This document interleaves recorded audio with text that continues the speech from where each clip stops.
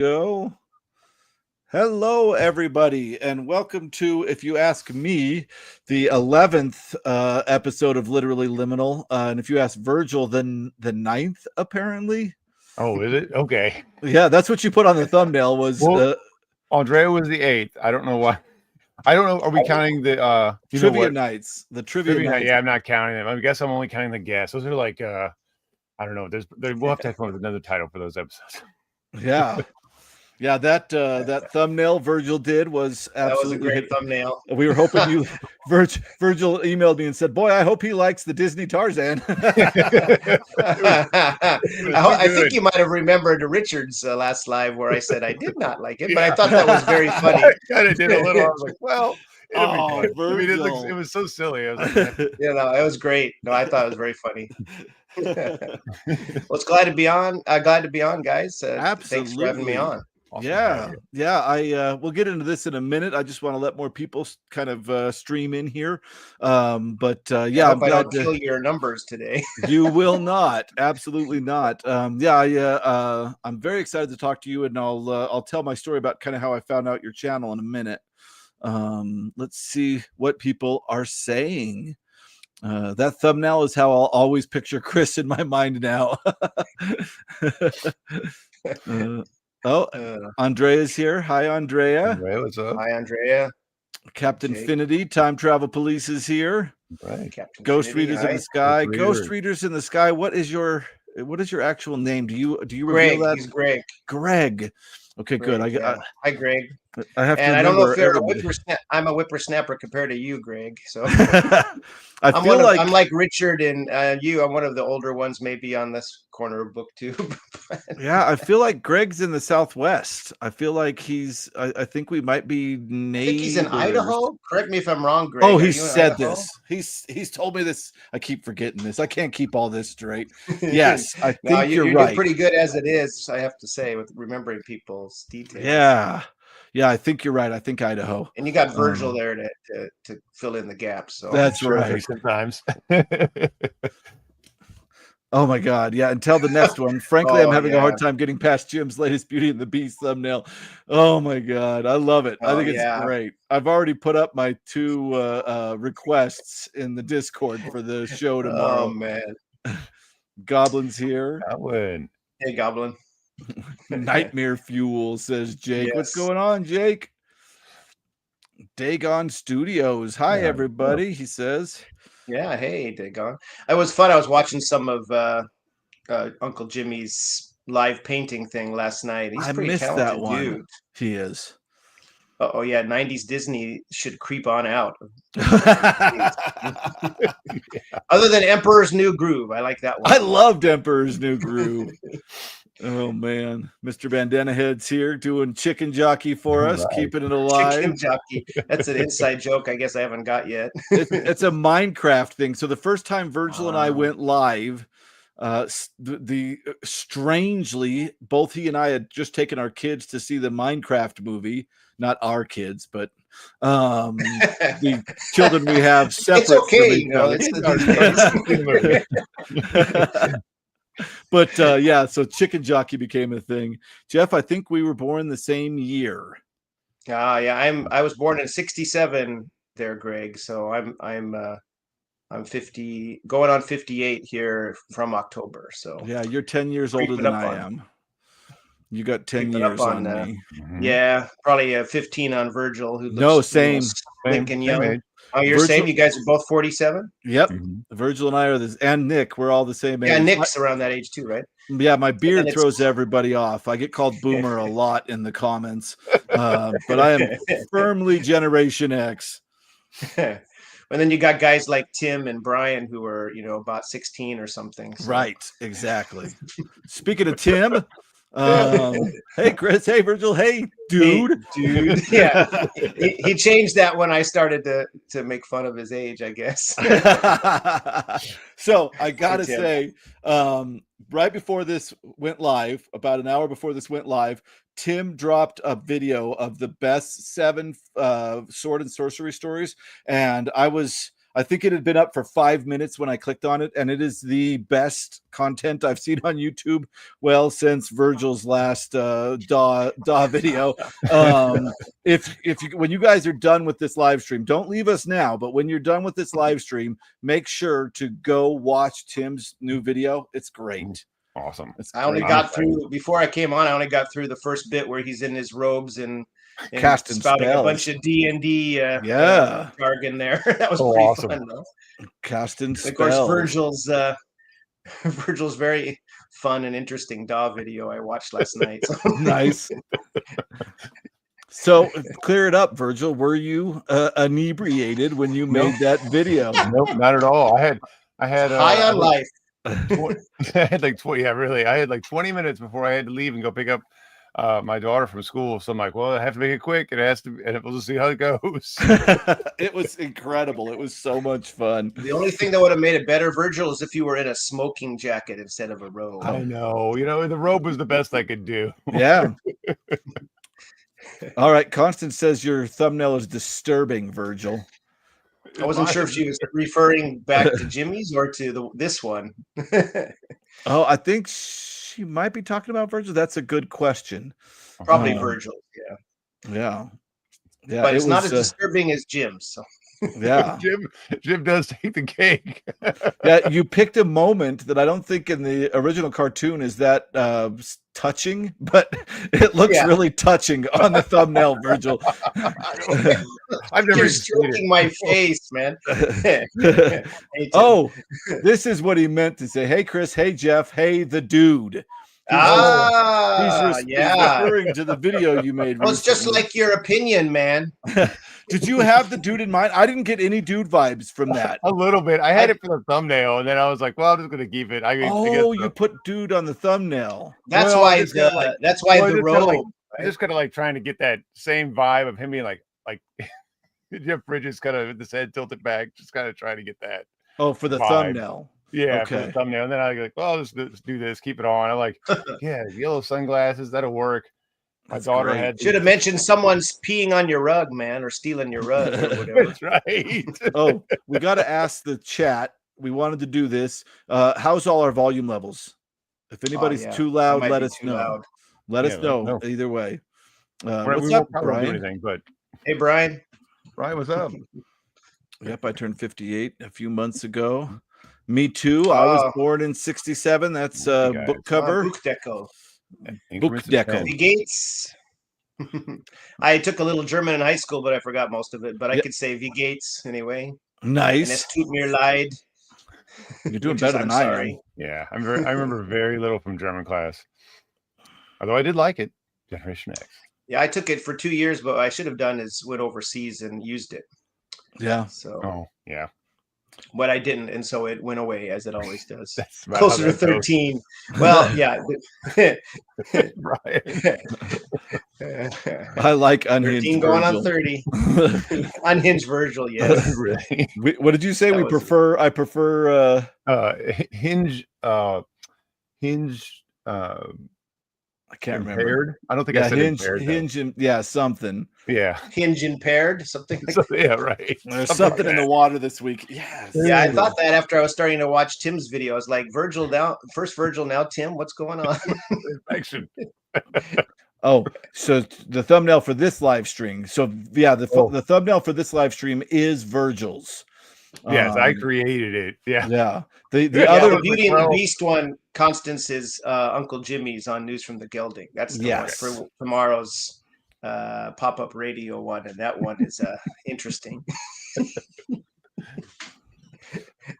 Everybody sounds good to me. Perfect. Good. Hey. The Roomba is too loud. That's right. All right, it's Scott. Scott, you're doing great on your channel, man. Thanks for stopping by. Yeah, if the Roomba is too loud, make sure to set it to read.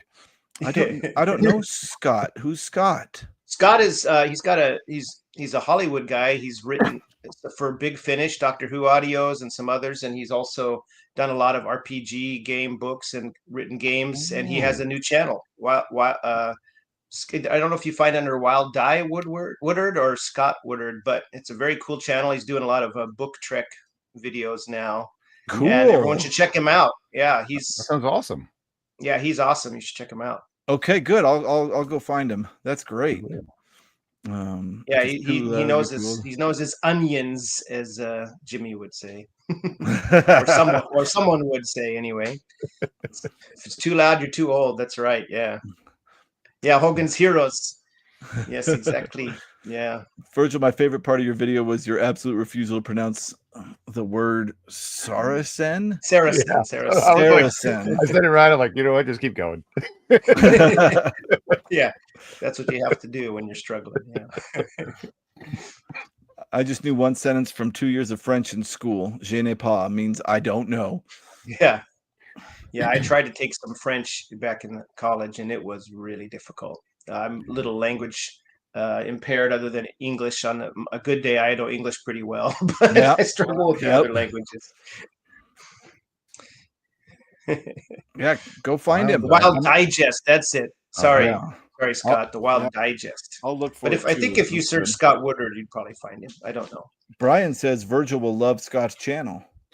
Sounds cool. I'm interested. I actually just recorded a video right before we started a camera. I got a tripod to do some camera down work, and I just recorded a video on an RPG product that's based on Manly Wade Wellman's work. Wow, Ooh. really? I didn't even know there Kind was an RPG based on Manly. Oh, you guys are talking about it on the Discord. No, that was something different. That's something different.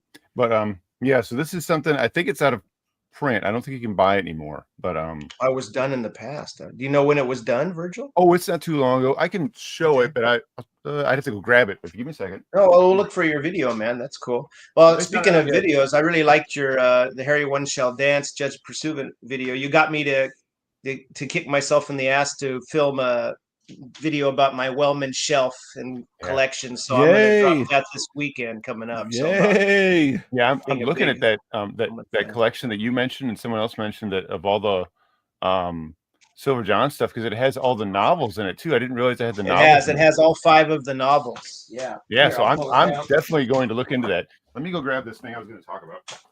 Yes. I think Joseph Reed's books did a really good overview of it too. But yeah, this is a 2-volume set. I think it's still available. Can't remember if it's $120. I mean, it's not cheap, but they're beautifully done. It's not outrageous. I mean, compared to what it would cost you to get the actual, some of those novels you just can't get. That's like the only way to get them. And they have, Hafner Press. Wow. Stephen Hafner does a really nice job. Gorgeous. It's got all of his Silver John short stories, and the first volume has the first 2 novels, and then the second volume has the remaining stories that were written later in his career. And wow, you got to get the angry owl there. This is art by, who does the art on this is Patrick no, who does it? Tim Kirk does the interior art, but the one on the covers here is Raymond Swanlin is the guy's name. So does some nice job. But Tim Kirk has some art in here. Here, let me take those dust jackets are nice, but they always and they have, what's nice is they have a list of every single book that Wellman ever wrote, and it's a lot. Oh wow. Right. He wrote a lot of young adult fiction, and because I think his fantasy work, after Weird Tales, and then he wrote the Silver John stuff for the magazine of fantasy and science fiction, and then his Weird Tale and fantasy kind of work, and I guess cult detective stuff kind of dried up for a while, and so he was writing juvenile history adventure books and mystery novels and things. And then a lot of his people who read him when they were young, like Stuart David Schiff and David Drake and Carl Wagner, they started commissioning more work from him. And then Doubleday Science Fiction put out all these the 5 more Silver John novels and 2 more John Thunston novels. John Thunston was one of his characters from Weird Tales, the Weird Tales days. So he wrote more stuff. So anyway, pretty cool these editions, and I'll talk about them in the upcoming video. And I got some paperbacks, and I got some oddities here and there, and of course I got Worse Things Waiting.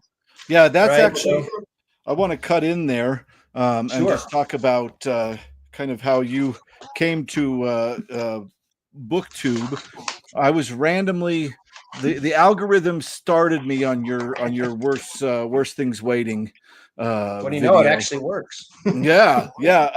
And I had bought this book because I had just heard people talking about Manly Wade Wellman, and I was like, okay, this is a Weird Tales writer. I don't know if that's true or not. That's just kind of where I placed him in my brain. And your video was incredible because first you showed us the wonderful piece of art that is your first edition. And then you told us the story of your friend who got it for you, which was a beautiful story. Yeah, check out this first edition. Yeah, he inscribed a little note to me there. That's wonderful. He's no longer with us now, sadly, but he was and of course it's got a nice picture of Wellman on the back, and it's got lots of Lee Brown Coy weird artwork. And Lee Brown Coy, I believe, did do some artwork for it, maybe in the 40s or 50s editions of Weird Tales. Yeah, exactly. Yeah. Okay, good. Frogfather, yeah. I think somebody just made a print of that book you have and did this. Well, how great is that too? Because it's so hard to get a hold of. But now I think the paperback's out of print too, isn't it? Yeah, I had to pay $20 for this. That's not terrible. Yeah, no. It was hard to come by. Okay, people have questions about that, and then we'll get your story. Is that they talked about it? This was that. No, Andrea. This is Carl Edward Wagner and David Drake, and I forgot the other guy's name. Dang it!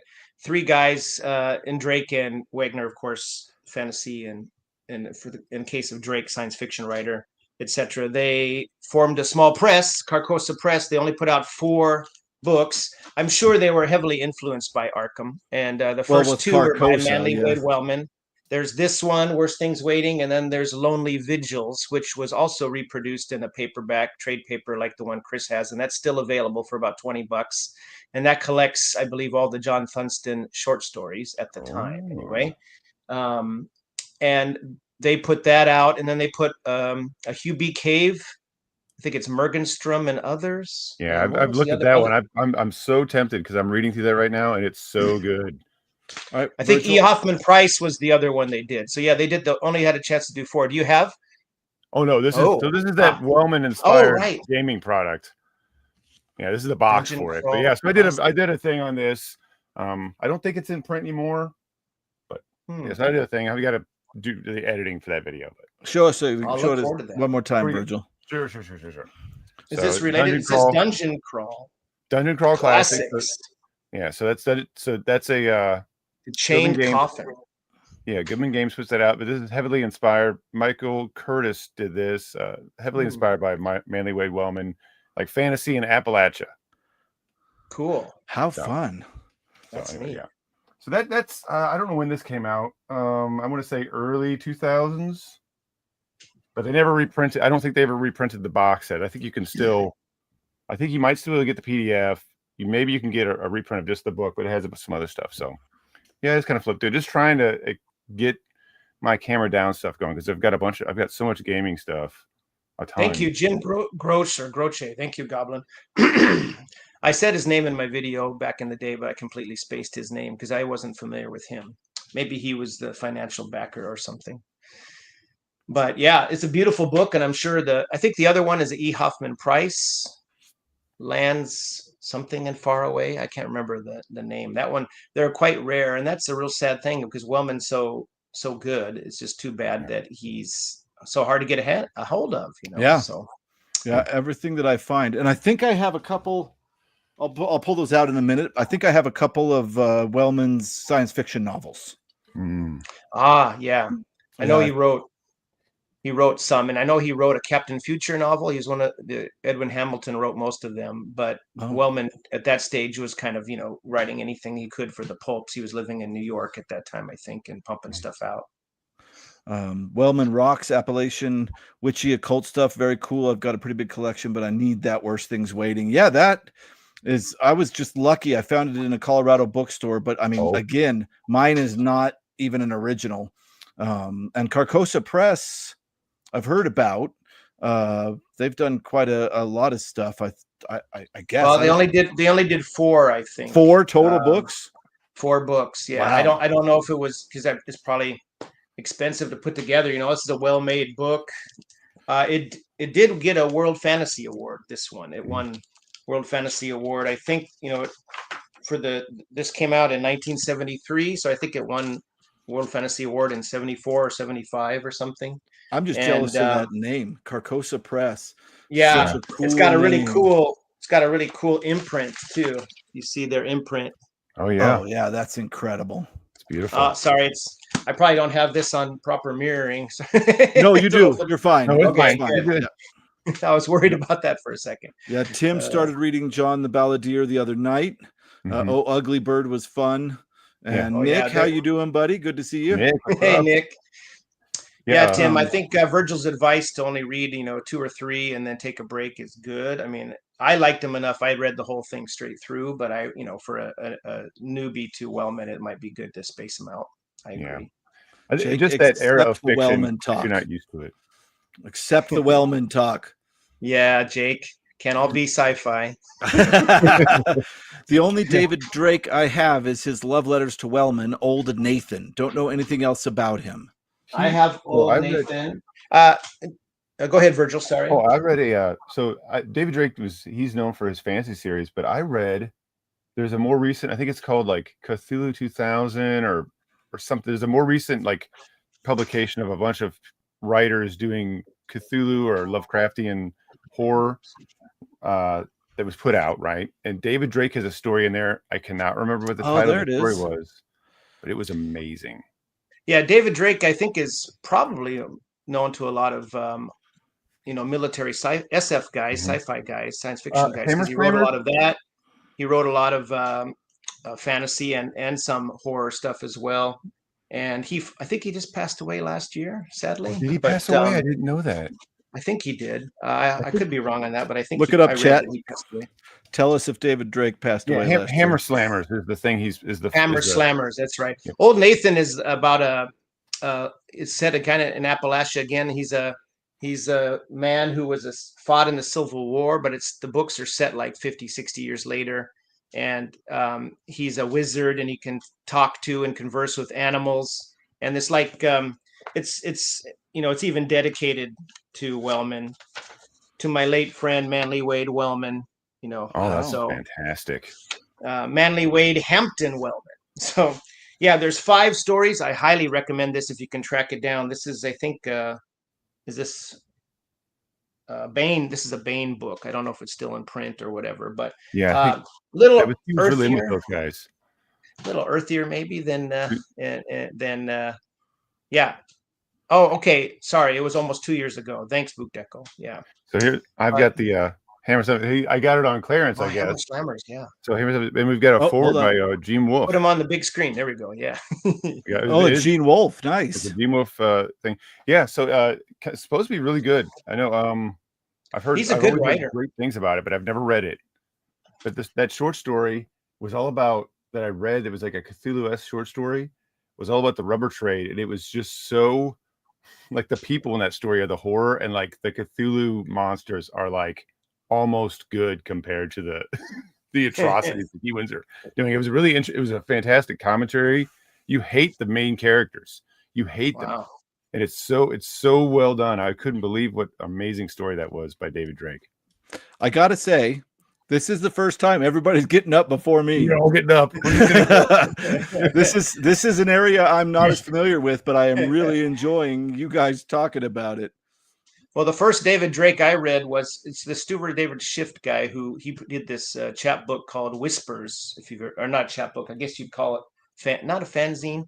What did you kind of a small press where they would publish new work by authors at the time and older Weird Tales guys that they liked. And Manly Wade Wellman had a couple of the issues dedicated to him, and they published some books, Whispers 1, 2, and 3, which had some of the best stories that appeared in Whispers, including Carl Edward Wagner's Styx. If you've ever read Styx, and if you haven't read Styx, Chris, you really need to read Styx. You'll love Styx. Like the river Styx?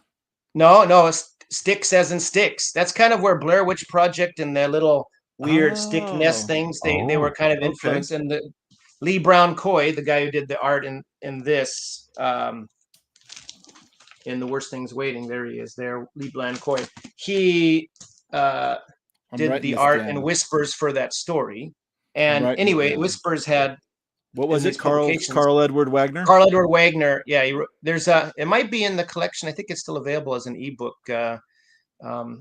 In a Lonely Place, I think is the name of the collection. Oh, okay. Now, didn't I don't know if you guys watched it, but I think Tim put a Carl Edward Wagner story on his top 7 sword and sorcery. Ooh, I haven't watched it yet, but did he put one of the Kane stories in there? Maybe. So Wagner wrote some other. Wagner wrote some other kinds of stories, and he wrote a really cool one called 0220, I think, or something 0.220. Anyway, he had that and then there was a Wellman story, and then there was a David Drake story called King Crocodile, and it was about a Egyptian warrior fighting a giant man-eating crocodile back in ancient Egypt times, and it was a killer story. That sounds awesome. Yeah, so that's how I thought, oh, who's this David Drake guy? Wow, he's cool. You're missing it. In the comments, Jake and Nick are going at it, and it's pretty fun.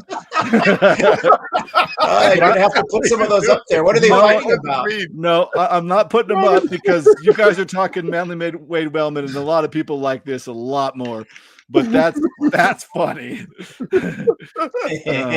So there it is. Tim did the werewolf one. Yeah, that's a cool one. Yeah, I definitely need to move more. I've never read any Wagner, so I'm definitely excited. It's so much fun going on over here. I'm trying to listen, and you guys are messing us up.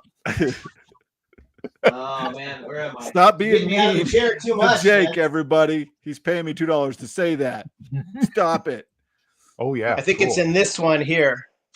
Let me change. Oh, can you put that Nightshade back up, please, Chris? What Nightshade said? Oh, Nightshade, yeah. Nightshade had something good to say about Whispers. Yeah, Whispers was an important publication that printed many stories that always wound up in Wagner's year's best horror. Oh, very cool. Yeah, no, Whispers was great, and again, that's when I discovered. Yeah, that's true. Are there any other types of crocodile? This one, you know how the Egyptians had like a crocodile worship cult, a Sebek or something like that, and so they were basically it's just a story about one that's a little bit bigger than the normal, let's say, and the Mano e crocodile battle that happens afterwards. I think they say that for anything that's big.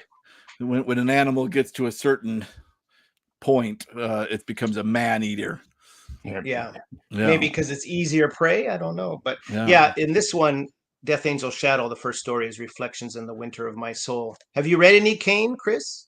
No, this is all new to me, guys. You're man, you're gonna love you. Kane. You and Virgil are talking, and I'm putting up comments. No, it's okay. I've never read any Wagner either. I've always wanted to read Wagner.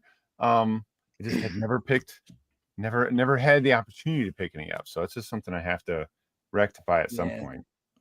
Yeah, it's an awesome cover, but yeah, there's no giant beast creature there, but there is and it's not on the cover. Where is my? Yeah, it's amazing. I love that picture. It's one of my favorite Rosettas.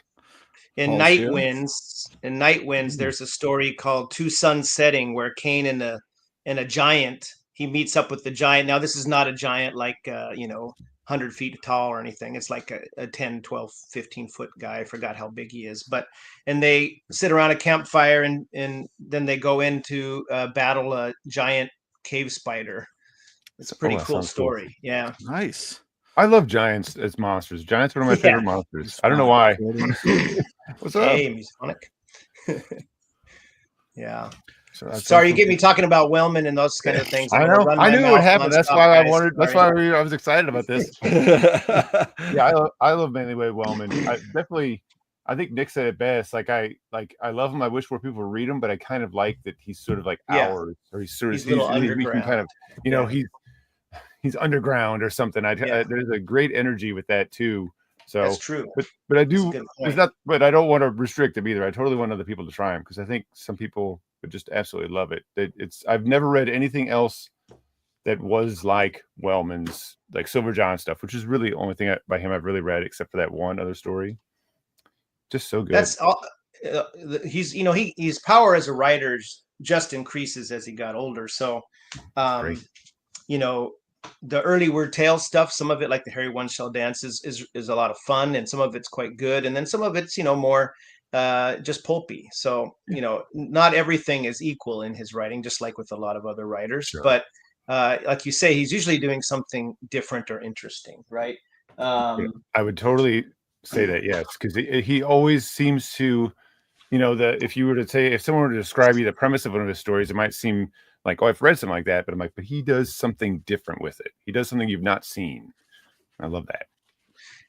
This is one that I was a latecomer to, and I'm probably preempting my upcoming video, but Okay.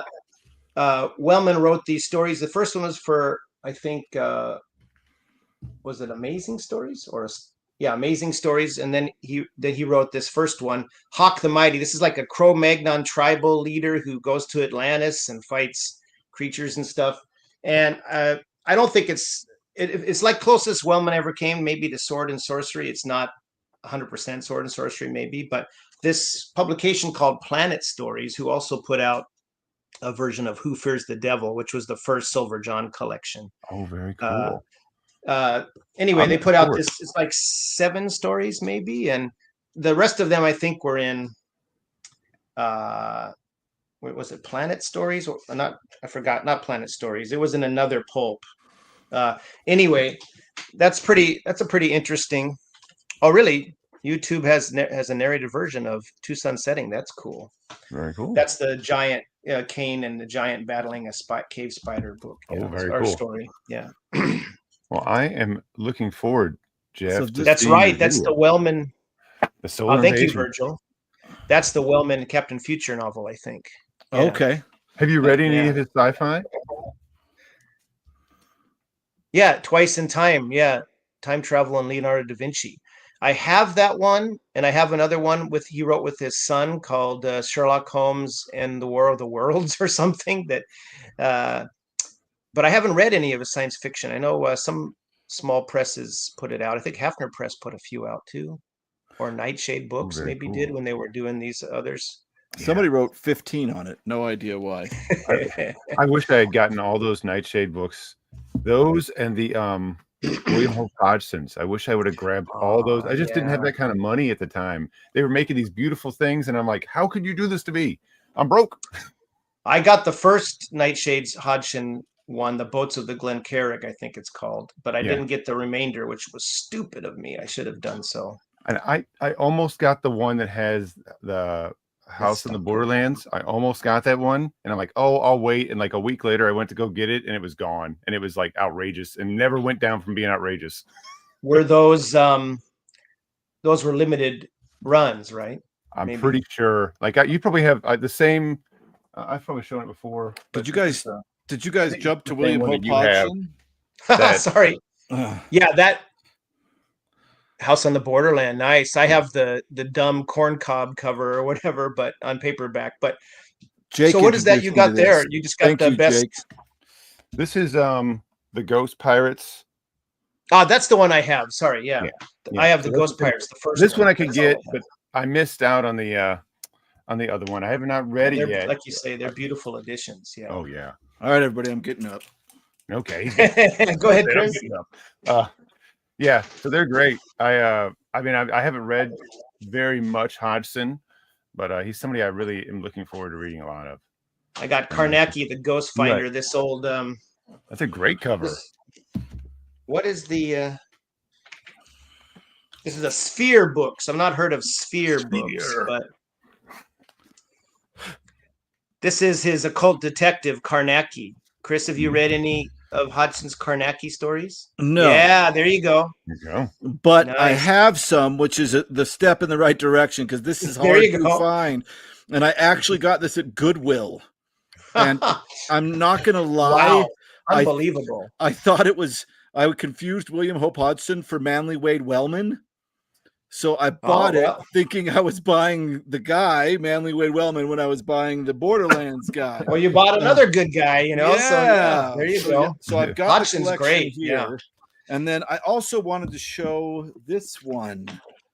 Ooh. Oh yeah, And nice. this hurts my feelings because Jake has the one I really want, which is the Ballantine Adult Fantasy 2-volume set of this book. I don't know if you guys have seen Oh, that.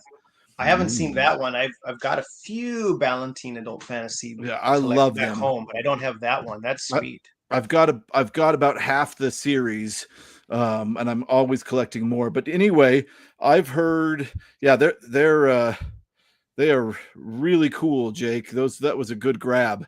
He got those at Pulp Fest.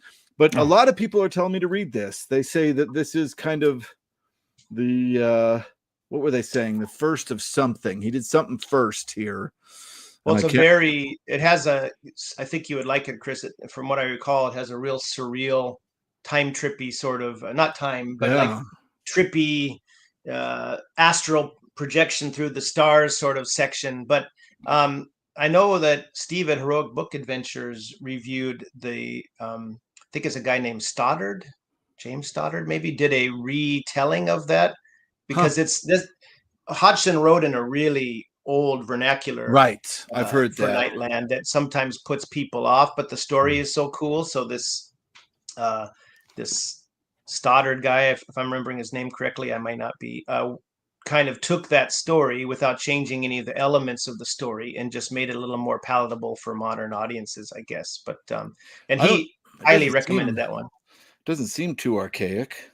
No, well, what I looked at in the past, it didn't seem that much to me Yeah. either, but Yeah. it might turn some people off for sure. Yeah. This is coming up on. That's a good cover too. I'm gonna Oh, read you're this gonna love soon. that, Chris. You're gonna Yeah. love that. Jake's been getting after me on it for a while, so yeah, that one's coming up.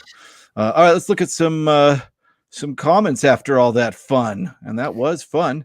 Curtis showed up, Curtis, what's up? Hey, and he's going to be doing setting up for an Aussie review. R.I.P. of- Ozzy. Yeah, Been watching right. Ozzy live videos nonstop the last several weeks. So Yeah, listening to him in my car. Goat thanks, man, thanks for Goatman. showing up. Hey, Uh, Goatman. I enjoyed Night Winds far better than Bloodstone. I don't know what any of that means. That was Well, those Bloodstone swag. is I don't have it with me here. It's that a Kane novel. There's two Kane novels and I think two novels and 3 story collections. I don't have Bloodstone with me here. I just have Night Winds and Darkness Weaves. I think that's another novel. And I haven't read Bloodstone, so I can well imagine though that Night Winds would be better. Glad he could take his sword on his time travels. Shame he couldn't manage clothes. That must be a cover you showed. Well, give a choice: swords or clothes. I don't. Kane doesn't exactly time travel, I don't think, but he's immortal, so he can live forever, right? So yeah, he does. It's a Frazetta, I think, and Frazetta likes to show off the muscle. Oh yeah. Have you guys, by the way, have you seen this great podcast by Frazetta's granddaughter, Frazetta Girls? Have you seen that? No. I've seen. It's not a podcast. Sorry, it's a vlog. It's a YouTube channel, and she goes through and talks about all of her granddad's art and his background and how Roy P. Krenkel was a real guru for a lot of those artists. It was really cool to hear. He sounded like a great guy, and he got because it sounds like Frazetta was a bit of a feisty guy and sometimes fought with his. Like I didn't know Frazetta worked for years uncredited on Lil Abner, and I forgot the creator of Lil Abner now. It's out of my head, but I watched a documentary about Frazetta recently, and that was part of it. It's a great documentary that was on Prime. Oh, I have to look for that. Yeah, I think actually the Frazetta Girls, the granddaughter and her mom are behind that documentary partially. So yeah, Frazetta Girls is a great channel. I've only recently discovered it, but she talks about his art for Edgar Rice Burroughs. She's in the middle of a 2-parter now. The first part's done about his work for Edgar Rice Burroughs. Frazetta was a cool looking guy. He was pretty well set up, and he loved so what was it, baseball, or I can't remember in the documentary. I think he absolutely loved baseball. Yeah, she has a video about baseball for him. Yeah, and a video about his work for Kane. Apparently, he never read any of the Kane books or didn't care about much of it. He wasn't into meeting the fans a lot. He only went to 1 or 2 conventions. He was kind of uncomfortable. He wanted the art to stand for itself, by itself, I guess. Great artist, really beautiful stuff. Oh, that's good. That's Phantom Generator mentioned that the Nightshade Hodgson collections are in trade paper now. Yeah, that's right. Oh, are they really? Okay. And That I would be think cool. also I think they also put out the Jules de Grandin complete run, and those are also some of the hardbacks may still be because it's more recent. Those might be still in print as well, but the Jules de Grandin trade paper versions of those I think are also coming out. So which is nice. So No mask. somebody's been reading their Robert W. Chambers, The King in Yellow, is my guess. That's I believe what Uh-oh. this person is. Do Oh, you remember any? referring to. Do you remember any kanji? Because I'm not good at kanji. So What is that? Oh God, no way. You're not It's gonna the get any help same. from me. It's the same kanji repeated twice. I could see yeah. that. Is it If deer it says or? yen or guy or girl or big, I can read it. A few of them, but I'm not. I can handle some furigana, no problem. But But I'm guessing this is a King in Yellow reference. I was bidding on the Mycroft and Mycroft Morin imprint of Karnacki. Nice. Well, you did. I'm taking it. You didn't get it. You didn't win, Andrea. Well, she was bidding. Yeah, maybe not. It suggests It's no tough. success. Yeah, Sphere. That's right. Oh, UK. First Dying Earth. Okay, let me grab my Dying Earth really quick. Oh, okay. Oh, they're Yes. saying So there they're was a saying that- story. Go ahead. I think that's a reference to that Hodgson book, maybe being the first Dying Earth story. Oh, I think that's where that comment comes from. That makes sense. Yeah. Okay. Yeah, because it's Okay. definitely a I hope I get that right. Dying Earth thing for sure. That's what it was. I was saying it's a first something. Yeah, it's apparently that this one is the first Dying Earth, and then Clark Ashton Smith does some Dying Earth, and then Jack Van. Mr. No, there's Vance, probably right? there's yeah. Jack sure Vance there's he sort of coins the term, I think, and sort of like congealed it. Yeah, and then it all comes together in Gene Wolfe. I know you guys are big on Gene Wolfe. I haven't read much of him. I do have a Weird Tales did a imprint or reprint, new version in the 80s, and they had a Gene Wolfe issue, which I have, as well as a Carl Edward Wagner issue. Nice. Which has a modern day at the time setting Kane story with Kane and his daughter. Very cool. That was pretty cool. Matthew G saying the Stoddard retelling is far, far better. Oh. Yeah, that's what Steve at Heroic Book Adventures was saying. Hey, Jack. Hey, Jack. Yo. Yeah, we already saw these. I saw that, Curtis. I thought I was maybe in the Discord you showed that's us. right. Yeah, Roadside Picnic. That's the exact one that I read. I read the first bit in the earlier translation, and then got that newer one. So yeah, great find. Who did this Roadside Picnic? Is that the last name? Roadside Picnic is the Strugatsky brothers. Strugatsky. Strugatsky brothers. Okay. Yeah. The Kane books are on Amazon with the absolute worst, weirdest, bodice ripper, almost AI covers. Romantic style. That must be new. Those aren't ebooks. Those are actual reprint books. Or they're probably print on demand. Yeah, might be. I don't. When I looked not too long ago, they didn't have any physical copies that you could buy unless it was archaic. I gotta find this YouTube channel. It sounds incredible. Yeah, Frazetta's Girls. It's called. Yeah, it's great. Yeah. Yes, he's good people if he likes baseball. I went to a showing. I think he could have been a baseball player or something. Wasn't there something like that? Like maybe. He looks really fit. Like he could definitely have been an athlete for sure, or was an athlete. Well, I'd have to see it again. Read that kanji for us, Virgil. Yeah, really. I need some kanji translator there. Sure. Yeah, really. I don't know how good that would come out. Does Jack? Jack, you have to tell us what you think about Dark Crusade. Yeah. Does Jack have a channel? Jack, do you have a channel? I visited the. I don't have Dark Crusade with me here, unfortunately. I was lucky enough to get all those paperback Wagners, but I'm pretty sure. But Matthew is the Nightland set at a time when the Earth is dying? I guess is the question. Yes. Yeah. Basically, I feel. Oh, sorry. I feel is going to be lost media in a couple of years. The rights being held up without a market release will end up keeping from new fans coming to him. Sven, are you talking about Wellman or about Hodgson or? Right. Yeah. Could be applied to either one, I guess. True. Yeah. But I think Hodgson's got more of a toehold and things. Al Cap, thank you. Yeah, Al Cap and him came to apparently a dispute over money.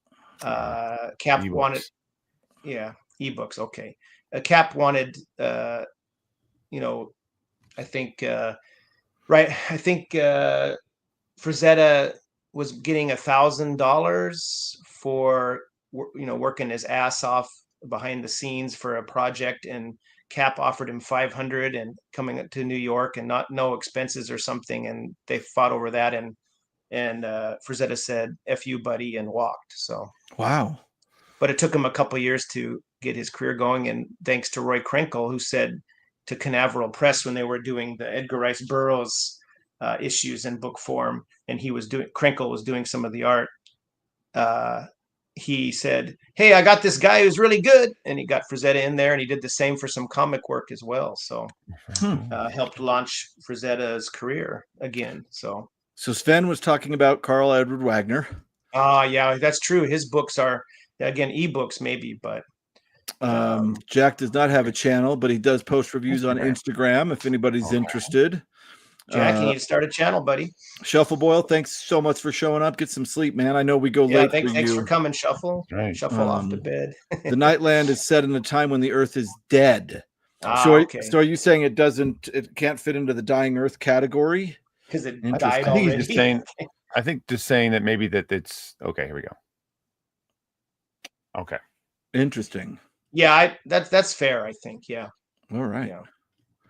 My first Frazetta was a Molly Hatchet album. Yes, isn't that the one where with the death dealer with the axe or whatever? That's such an awesome painting he did. The Dead Earth category. Yeah, the Dead Earth category. Not dying, dead. Well, I'm going to be reading this eventually, so I'll see. I think you'll enjoy it as well. Chris. Yeah, and a lot of people have said that. Dying Earth. I haven't read it. Oh man, it was so fun. I've read some Vance, but not that. I've read Vance as well, and he was middling for me. This shot him to the top. I mean, this is one of my favorite reads so far this year. I had so much fun with this. Really, really great stuff. And Vance also wrote detective fiction too. Like I did a video about. Baroque is a perfect way to put it. He was it, yeah. I did a video about, where is it? If it ain't Baroque, don't fix it. This Ellery Queen novel. Jack Vance wrote it. Yep. He wrote 3. I've not read any of his mysteries, but I know that he did. It's good, and he also has a couple under his real name, John. What's his real name? I forgot right now. Someone in the chat will know. But well, he also series. Yeah, about a sheriff or something. He did a horror novel that sounds quite harrowing that Nick talked about and did a great video on. That's the book Graveyard. Bad Ronald, right? Bad Ronald, yes. Yeah. Vance at that time, probably in the 50s or 60s or whatever, he was just getting whatever work he could, probably living on a houseboat. Who was he living with? Couple of sci-fi guys. They all lived on the houseboat for a while together. Right. Yeah, that's right. I can't remember who the other guys were. I'm sure the chat will know. There was a couple. I can't remember if it was 3 sci-fi writers or 2 living on a houseboat. Surfside 6. Yeah, living the dream. I hate 90% of modern covers. They're either minimalist, which doesn't do much for sci-fi fantasy, or AI looking slop. Yeah, this is a theme that I'd say 99%, man. Yeah, you're being too generous, but yeah. Yeah, and Grammaticus did a cool video that told us why, and the explanation makes sense, but it does make sense, but it's still. I still don't like the covers as much. Yeah, it makes sense from a business perspective, and it is a business, but that's why one of the reasons, not the only reason, but one of the reasons why I love older books is their covers they took a lot more time with the covers, and they caught your eye, and that's why paperbacks reigned supreme for a while, I guess. We missed a Tim comment here. I'll hold on to my Wagners forever. That way, sometime in the future, when he has lost media, I can charge people to read my copies. Heck yeah. And then I don't know. Maybe you'll run your own press there. Paul was responding to you. Hey, Paul. No, Hope actually, you got some sleep. No, actually, it was the Conan the Conqueror art on 1980s, Beating the Odds, not Death Dealer. Oh, okay. Okay. Well, isn't Death Dealer on a Molly Hatchet album though? I thought it was. That's the one I remember, but Paul will know much better than me. So I have the actual Death Dealer novel, not written. It's based on the Someone character wrote of Death after the Dealer. fact. Yeah, that somebody wrote. They got permission to do it. It's not written by, I don't know the guy's name offhand, but he wrote 2 books in the Death Dealer series. Wow, I was not aware of that. That's cool. I have it That's what's so somewhere. I just great don't know about this corner of BookTube. I learn a lot of stuff I've never Seriously. encountered, right? I'll just see. I don't think it's down here, but I'll look. A lot of people know their stuff, man. Yeah. I'm constantly being corrected, which I do not mind. No, that's good. Yeah. We're no experts, that's for sure. Self-titled album. Okay. 1978, he's saying. That's the Death Dealer. Okay. They had the Glenn Danzig Death Dealer books. I don't know. Oh, Glenn Danzig wrote those? Or wow. Danzig is from the band Danzig, right? Right. Yeah, Glenn Danzig. Mother. Back in the day when you would buy an album just because the artwork was cool, straight up. I guess the same with books. A lot of us, most of us can say, "Hey, we bought it for the cover." That's right. Welcome, like you Dummy said Pokey. about Haven't Dawes seen you there, in a while. Chris. You know, I think it was with I was listening last night to you and Virgil and Brian from maybe 6 months ago, talking about the Thomas Burnett Swan God's Abide or something. Wait till Virgil raking it comes over back. the coals, which was really funny. But you made a comment that about half the Dawes were, maybe not quite what you wanted to read, but the covers were great. Yeah, I'll buy them. I'll buy them for the collection. And it's weird because every once in a while, and I'm just editing a video for my Patreon where I'm going over the first 2 months of Daw, the first 8 books. And Daw number 2, like Daw number 1, Andre Norton, could be good. I don't know. I don't read a lot of Norton. But Daw number 2 looks really interesting. Let's see if I can do this without destroying my headphones here. We got all of us up now. I don't know where I put it. Every single person's gotten up once at least. Yeah. Thanks for looking for it, Virgil. This the mind behind. I've never heard of Joseph Green. Me neither. And this cover is wild. It looks like a Lilliputian view of it's cool. Of them. What are the little ribbon things in there? What are those? Well, it's weird because I think they're tying down a Gulliver type.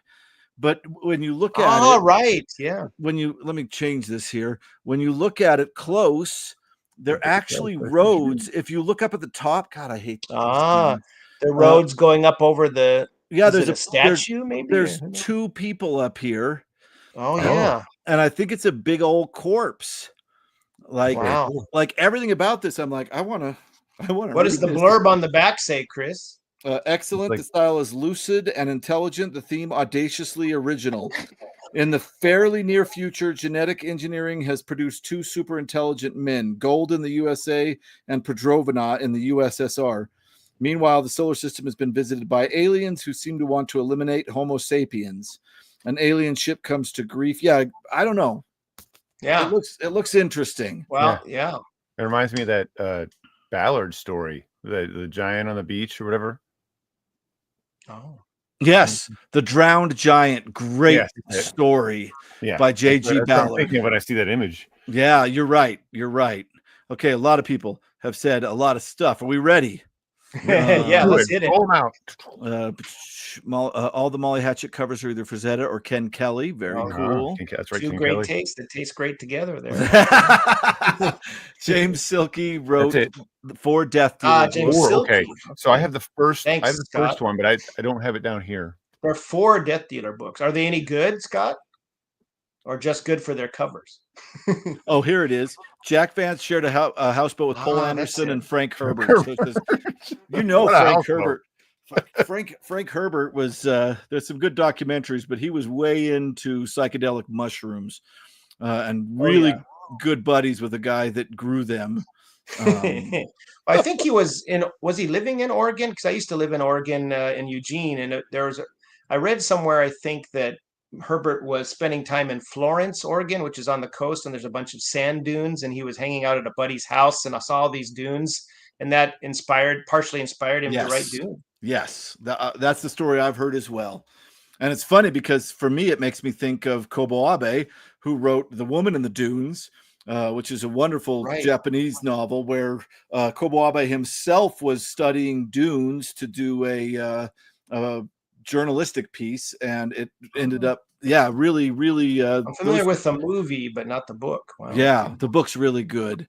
Frazetta disliked the Danzig comics.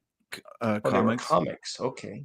So what decade would be your favorite when it comes to book covers? I'd say 60s and 70s. Yeah, 60s and Probably. 70s, probably Yeah. 60s. Although there's lots of good stuff in the 70s too. Yeah, that's a hard one. Yes, from the Misfits and then to Danzig. Yes. Paul's got the metal questions covered, I think. Him Yeah. and Tim probably. Yeah.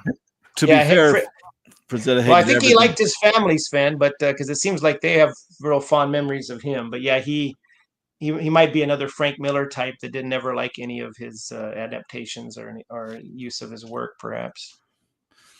I still haven't. Oh yeah, Gold Key. Those are great. Yeah. We just got right into it. We still haven't heard your story, Jeff. We'll get to that by the end of this video. That's all right. On the subject of covers, we're here to talk about books, man. It's great. Gold Don't have Key, to talk about me. I'm not as interesting as this stuff. Wild. I must have said wild. I must have said wild. You dropped one. Wild. Yeah. Oh, all the Danzig comics were bad, but had the coolest covers in the comic shop at the time. That's awesome. That has to be disappointing for comics readers, though, right? You're. If you read it before me, Paul, let me know what you think, man. What is that? What did he order? I think he's talking about the DAW number 2. The DAW. Oh. Yeah. Yeah, you guys should do a buddy read or something. Let me know Yeah. what you think of that. Hopefully it's better than Thomas Burnett Swan. The James, right? We read that and we're like, we got to get Brian in on this. Yeah. Well, that's cool. You actually, because it sounds like he had read it a year before or something, and somehow one of you guys had seen that he had talked about it and like his roundup for the year, and so let's get Brian in. That's the start of the Trinity there. You know, the unholy Trinity you guys got going on. Thank goodness the cover painting isn't depicting the guy from a different angle. Yeah, that's true. What is it again? We've talked about this a lot, you know, on Jake's channel about naked guys on sci-fi covers in the 70s and stuff. It's just 60s and 70s. Mystery Flesh Pit Park. So Brittleby, I think that so we're I think it's because we talked about the drowned giant. Right. It doesn't become a tourist attraction. Everybody from the town starts showing up and playing on the dead body of this giant that washes up at the shore. Is this the Ballard story? Yeah, the Ballard story. Brittleby, you're talking about another story, which I've never heard of. Not exactly a story precisely. Mystery Flesh Pit is like what do you just say it is? You could almost say it's like a thing that this guy had created. And he's sort of this fictional attraction in Texas, this national park in Texas. That's where they find this hole, and inside this pit is like goes into the organ of some massive creature under Texas. Is this a story or is this? It's not exactly a story. There's like official like there's narratives written that are written like they're government documents after an incident. Yeah, I know what you're talking about, but I don't know the term for it. Yeah. Yeah. So it's really it's super fascinating. They have games. I think they actually made an RPG now. It's really, really interesting. They have T-shirts you can buy like for the from like for the it's like a multimedia sort of in the 70s when a great accident happened or whatever. So it's great. Interesting. So much fun. And I think, Jake, that one was based on the Ballard novel or short story. I think that was. I think I looked at the end of that to make sure that it was what I was thinking. Yes, the Drowned Giant was made into an episode of Love, Death, and Robots. I have to check that out. I've not watched any of the Love, Death, and Robots episodes. Yeah, here's your chance, Virgil. In the Nightland. In the Nightland, the Earth is not yet dead. The last redoubt where the last of the humans huddle is feeding on the Earth current. The sun died, and that's why it's called the Nightland. All right, we're getting semantic here. Maybe keep him up there for a second, please. I'm going to say, and I'll try to translate. Is it horse? Deer? I'm going to guess emptying two ways. Nothing. It's nada. Oh, nothing. Okay, that's really cool. It's, what is it? Nashi in Japanese. Oh, nashi. Okay. I don't know, but it means nothing, I guess. So at least that's what my translator says. So that's pretty cool. Nice. I have Holdstock, yeah. I have a large format hardcover from 1980 entitled Tour of the Universe, Malcolm Edwards, Robert Holdstock, graphic novel type, Angus McKee on the one of the artists among 12 contributors. Cool. Robert Holdstock. I like Holdstock. Have you guys read Mythical Wood yet? Not yet. Virgil and I are planning that for a reread or for a buddy read, but apparently you have read it before, Virgil. Yeah, great book. Oh, okay. I've only read the first one. I've not read the sequels, but that's as far as I've gotten to. Is great. I've only read the first. Yeah, I love the idea. Is wonderful. Agreed. Yeah. Psychonaut. Yeah. 70s and 80s. Okay, yeah. You could start, but I'm trying not to say it as much. Right. And there's a certain writer we haven't talked about yet, so that's good. That's true. Man is snoring. Booktuber's getting some rain. Nice. Wish we'd get some here. Could use some. Yeah. Are you in the rainy season, or is that past? That's July, right? That's past. Yeah, that's past. We have gotten a bit of rain, which was nice. In fact, I live near a park here, which is really nice. But they had the local Matsuri, the local festival, and it was on the end of the last night of the festival on a Sunday night, this past Sunday, and it just started to piss down. Oh no! You know? And you heard the announcer saying, "Please go home," and everyone's like, "Oh!" You could just imagine scads of people fleeing because it was really, if you know, like it's Asian monsoon or rain, it's just like hammering down buckets for about 30 minutes. Yeah. Which is actually similar to New Mexico rain, strangely enough. Yeah, Arizona. They said they had a monsoon season in August or something, right? They called it jokingly the monsoon season, where they get like heavy rain for 30 minutes or something. Okay. And then you had to worry. So I'm assuming New Mexico is the same. Maybe you get those high clouds and we just get poured, so it's like running like rivers down the roads. Yeah, flash floods and stuff. Really dangerous, unfortunately. Yeah. Moo. Have you stopped beating your wife, Moo? Okay. Wow. Thanks, Moo. Yeah, I didn't recognize that. Thank you for explaining that. Yeah. I have Google Lens, and it translated as nothing, nothing, nothing. So yeah, that's cool. Okay, now's a good time. Jeff, tell us your origin story. How'd you get into reading? Why'd you start a YouTube channel? Mm-hmm. Well, like you guys were talking on Richard's channel about getting into reading.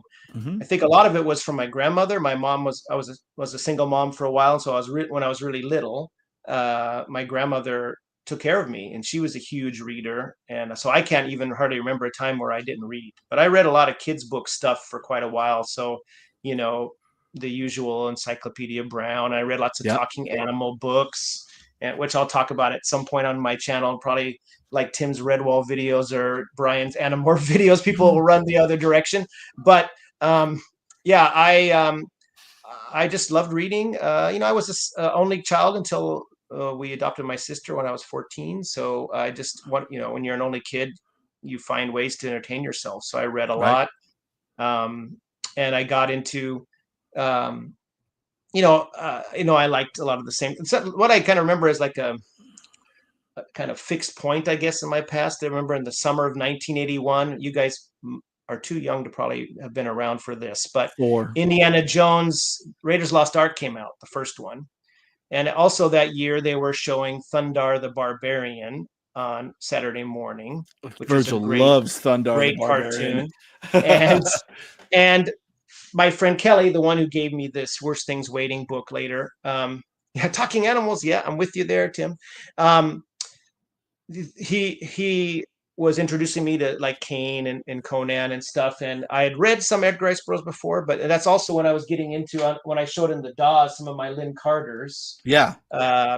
Journey to the Underground World. I went to B. Dalton Books and found that. And so I was right around 11 or 12, and all this stuff started hitting for me, where I just had my little mind blown, and I was writing stories of my own, really pathetic stories, but, and, I just really got into, as you can tell, I haven't done a lot of hards. I don't have like the DAWs. Most of my DAWs are Fantasy. kind Lynn of Carter. fantasy or planetary romance, as they used to call it. Now it's Sword and Planet, I guess, is probably a cooler name than planetary romance. Don't want to be affiliated with romance, but it was romance in the classical definition of the term, right? Right. So, Yes.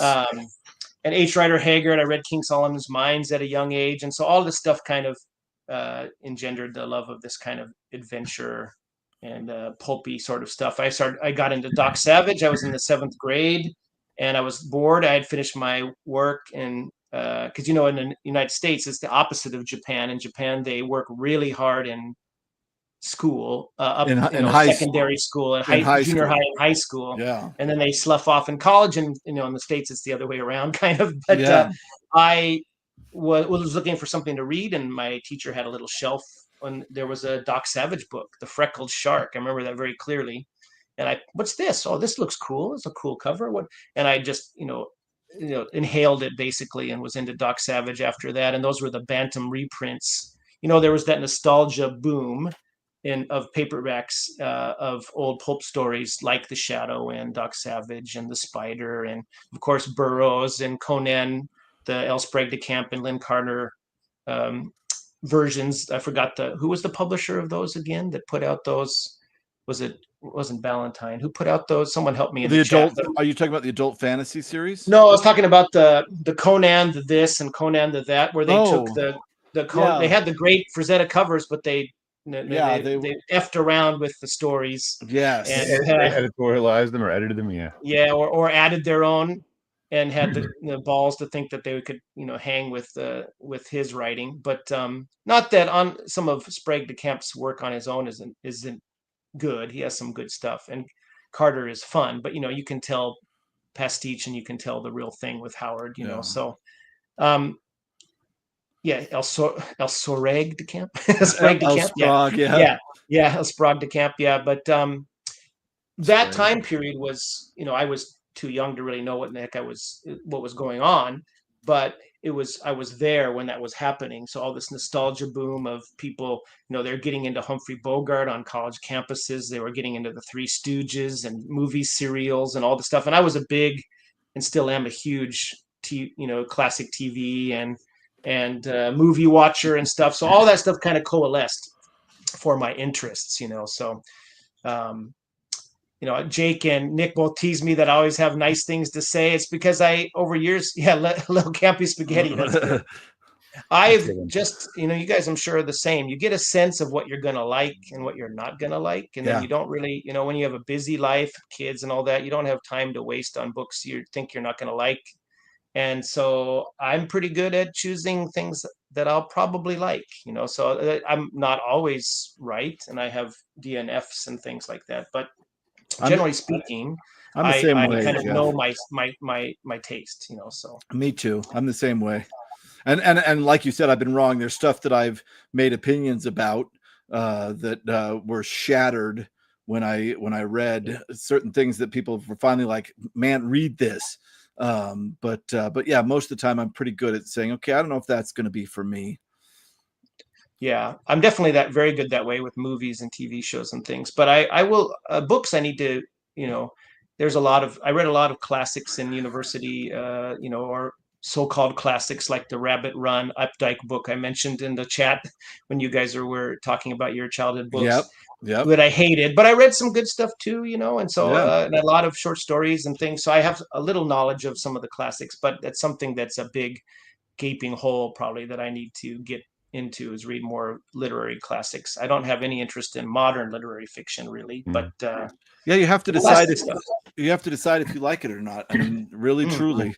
We're all too old to read stuff we feel like we have to, what I mean? Well, that's the thing. It should be fun, right? Yeah. So would I rather read Carnacki or a Kane book or a Weird Tales edition or something, or would I want to go read the Great Gatsby or something? Right. So I'm sure there's nothing wrong with the Great Gatsby. I'm sure I should read it, but it's about a bunch of something I should read, and I mean to get around to some of the ones like Moby Dick. Only Jules if you Byrd. Want to, though. Yeah, exactly. Jules Byrd did a really good video a while back about how to get into reading Moby Dick, which I recommend. He had a lot of advice on how to I wasn't, You know, and Andrea's gonna kill me. Maybe she's not in here anymore. I'm we not a drove her away. huge fan of Moby Dick. I didn't. Well, you've read it though. That's Yeah, the oh yeah, point. I had to. That's good. But yeah, for me, I feel like Hemingway boiled the entire story down. Shit, she's here. In The Like Old you're in Man and the trouble or Sea. something. Much better. Like The Old Man and the Sea gets the same point across, in my opinion, in much fewer words. Mhm. Yeah, I But like The Old Man and the Sea. Yeah, I've yeah, read that. yeah. Like Nick. Oh yes. All right. I think in my 30s, I made a list of like classics. I just like sort of like, what are some of the classics that I didn't read in school? And I just made a list and then just started trying to sample them here and there. And I thought Moby Dick was good. I don't know that I loved it. That's how I read Three Musketeers, and I was Yeah. blown away by how good that was. That was amazing. So One of my all-time favorites. So my cat is named Bartleby after Bartleby. Bartleby the Scrivener. Yeah. I agree. Melville is fantastic when he's not going on and on and on about boats.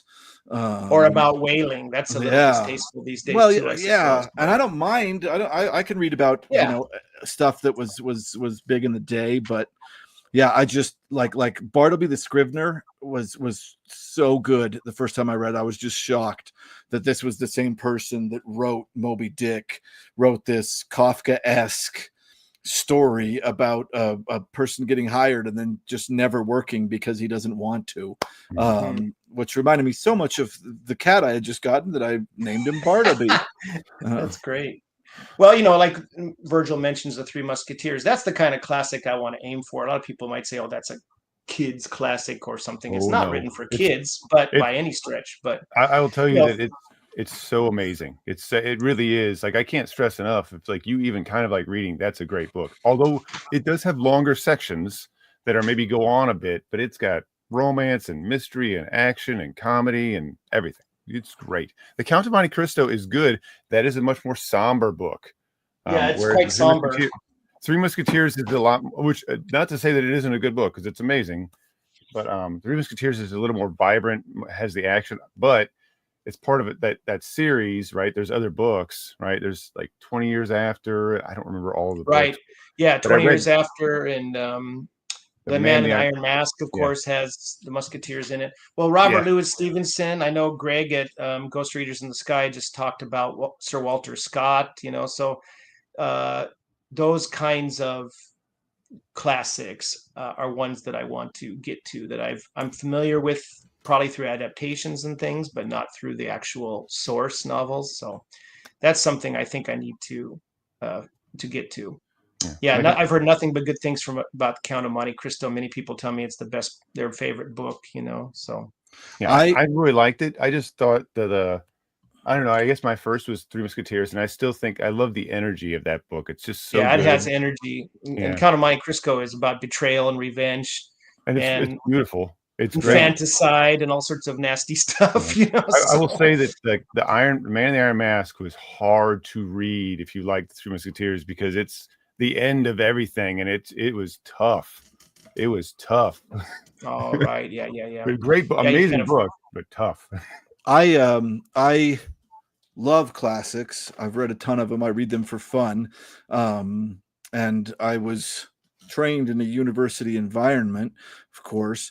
But I hate this idea of somebody else telling somebody that they have to read something because it somehow has more value than something else. That's always felt like literary snobbery. Yeah, academic gatekeeping. I have no time for it. I absolutely hate that.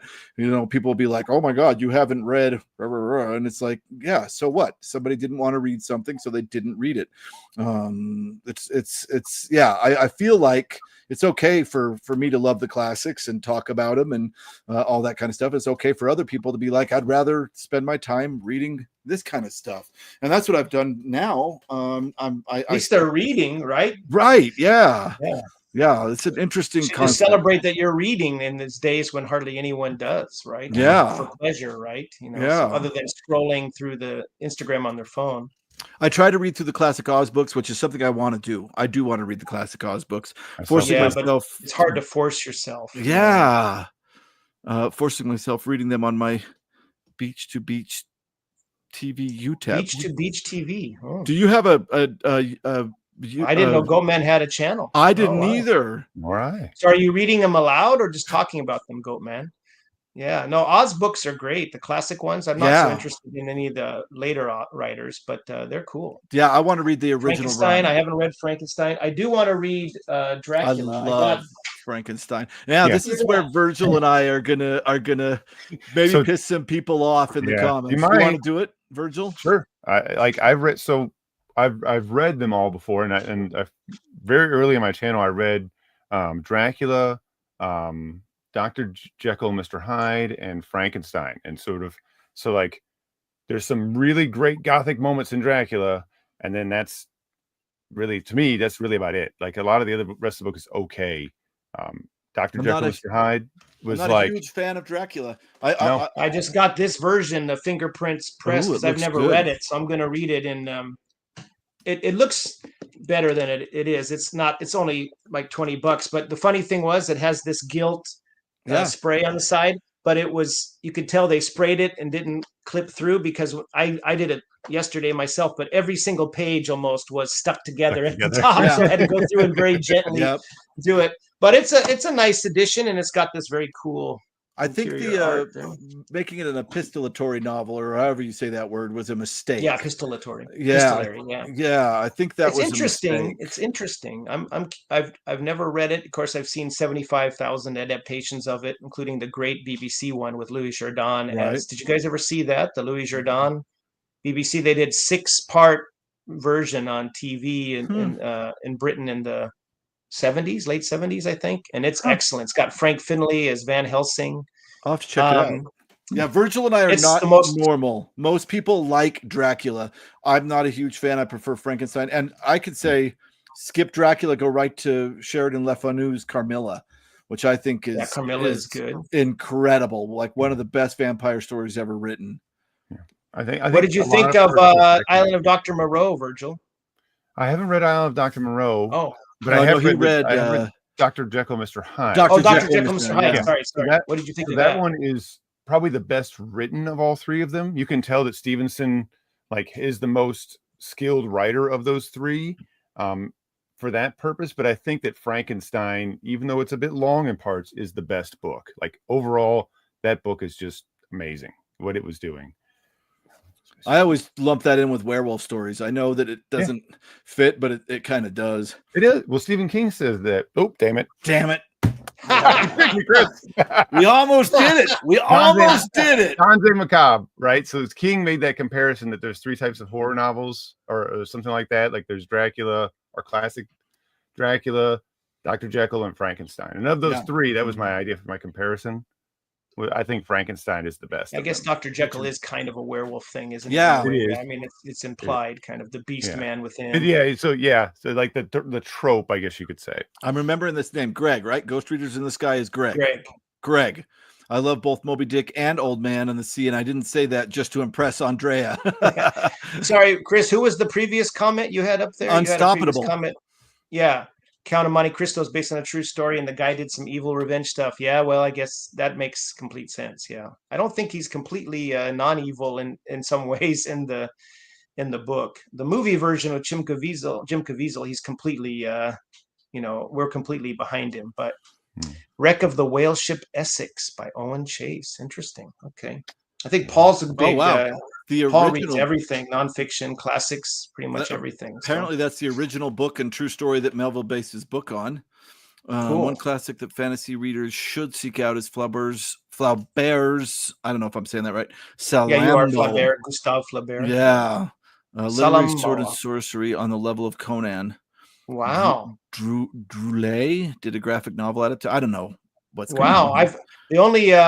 The only Flaubert I read, I had to read it in college, was Madame Bovary, and I hated it. It was beautifully written. He's an amazing writer, but it's just a whole, 200, 300 pages of a woman committing adultery on her boring but nice husband, and I'm like, and then coming to a sad end. I don't really want to spend, days and days reading that kind of garbage. No matter how, it's gorgeously written. He was a great writer, but that's why I'd have kind of a chip on my shoulder about some literary fiction, because it's about I want stuff to happen, man. So if he wrote a sword and sorcery kind of thing, I'm down for that because his writing was great. So you'll have to check it out. Yeah, that was a perfect description of Madame Bovary, which is considered to be the novel that brought us into the modern era. That link there. I was also not a huge fan of that one, although I did appreciate. Yeah, his writing is Yeah, good. love Fitzgerald's prose and Great Gatsby. Great Gatsby's incredible. He I wrote haven't it. read Conrad other than his short stories, The The Secret quote from Sharer and just stuff, but I need to read some of his novels. work to aspires, however humbly. That's awesome. Yeah, yeah. There are no books you should read. Agreed. Yes. The Oz books have some real creepy stuff, like Oh, yeah. when the Tin Man finds his head. Truly nice stuff. Yeah, I want to read them. Me too. Yeah, reading them. Oh yeah, Goatman's reading them aloud. Shit, Look maybe at I'll you. listen to those while I'm going to bed. The soothing There you sounds go. of I'll check that out, Goatman Goatman. Soothing reading Oz. soothing reading of Goatman. Yeah. Oh yeah, that I'm L. going Frank fast. Baum Sorry, was trying to smoking catch some up. stuff. What was the last one? Sorry, you had one real quick there. I didn't have a chance to read it. Oh, I see. Coming up next, I think, after this one. I used to have that Conrad Wow. quote on my typewriter. Now I can quote it off the top of my head. That's awesome. I'm not familiar with Nightshade Holloway, but he sounds like a cool guy. Okay, yeah. Do you have a channel, Nightshade? I'll put pictures on them and have to edit a heap. I bet. Yeah, no, editing is the bane of all YouTubers, isn't it? Seriously. Yeah. Oh, as far as once we get through here, I'll get back That to could how be I got true. into the YouTube channel. But yeah, listening to Dracula, that might be better. Andrea's Yeah, mad at that's us because we true. don't like Dracula either. Damn it, I Andrea. like parts of it. Andrea, I'm going to give Dracula a try in October. I think I'm going to like it. So, Oh, I think Math. Stir of Echoes, nice. Yeah. Well, I just picked that up from who was it that was selling all their classic paperbacks? Oh, somebody posted about it in So I picked up an old Discord. I picked up an old cover for Stir of Echoes that had an amazing cover. So I was like, I showed my wife, like, what do you think? She's like, oh yes. Yeah. Oh yeah, yes. Nick is the one that shared it. Yes, that's right. Yeah. I cannot remember who it was. Yeah. No, I've only seen the movie Stir of Echoes, which was good. I haven't read the book. Yeah, I do like Matheson. Yeah. Oh God, we gotta. Esmeralda did next. Yeah. Madhouse at the End of the Earth is 100% epistolatory, showing just logs and letters from the crew of the Belgica. Who wrote that, Jake? Madhouse at the End of the Earth. Who wrote that? Blood Meridian. There's another Cormac McCarthy, not a favorite. I did like The Road. My friend who gave me the Worst Things Waiting book, Kelly, that was his favorite book, The Road. Oh, nice. And, that was a dark novel. It's so dark. Yeah, it's good, except for I really dislike his eschewing of punctuation, so of quotation marks. Anyway, he doesn't do a quotation marks or something. So McCarthy, it's not. Yeah, I don't like. It just seems like a gimmick to me. Yeah, I think of The Road the same way I think of that movie that we talked about couple lives ago, Requiem for a Dream. I appreciate the art. I don't want the journey. I don't want the journey. No. I don't need that journey. That's not what I read for. That's not what I watch movies for. They might be making a joke. That's just a joke for us. Madame Bovary's Anna Karenina from Temu. Nice.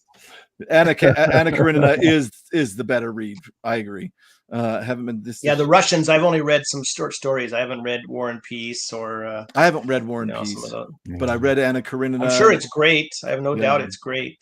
But I haven't been this disappointed in. We're going to lose our audience. We should get back to fantasy and science fiction and horror. I guess. I'm just trying to get through these comments so we can catch up. I wish King would write a Danse Macabre follow-up. Yeah, Danse Macabre is about King's best book, frankly. It's great. Yeah, it's really good. That and On Writing. Did you guys read his On Writing? I did, and I loved it. And I've had my students read sections of it just because of how well he talks about craft. Yeah, well, since someone slipped and King was brought up, I'll just mention briefly that I did read some King, and as most of us probably did in our teenage years. But actually, I didn't read it until I first came to Japan. So I would have been in my late 30s when I read it. But I did enjoy it, despite the notorious Sure. controversial scene. But Yeah. just like in the first movie of the newer movies of it, and the TV series in the 90s, was it the young kids story part is the strongest. So I think everyone probably generally feels the same. It is still good later, but and I read The Stand, Sure. and but mostly I like King's short fiction more. Night Yeah. Shift and Skeleton Crew are more my jam. I'm not a huge horror novel reader. I was more into horror, I guess, when I was a teenager than I am now, but I do love classic weird tales and stuff. So, anything by Hodgson or Lovecraft, or Ambrose Bierce, or M.R. James, any of those, Victorian or Edwardian ghost story writers, that kind of the short tales I like a lot. All right, I'm skipping down to the bottom of the chat here. I'm sorry if I'm skipping one of your comments.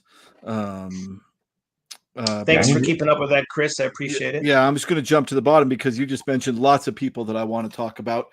I've absolutely been loving everything I've seen. I cheered the train's arrival. Yeah, that's great. I really liked Anna Karenina, but I could see how it would be boring. Ambrose Bierce. I read the Carcosa story. I forgot what it's called. The Death in I can't remember what it's called. But then Death in Carcosa. Yeah, like Haita the Shepherd. And what's his big one? The Occurrence at Owl Creek Bridge. Yeah. Ambrose Bierce.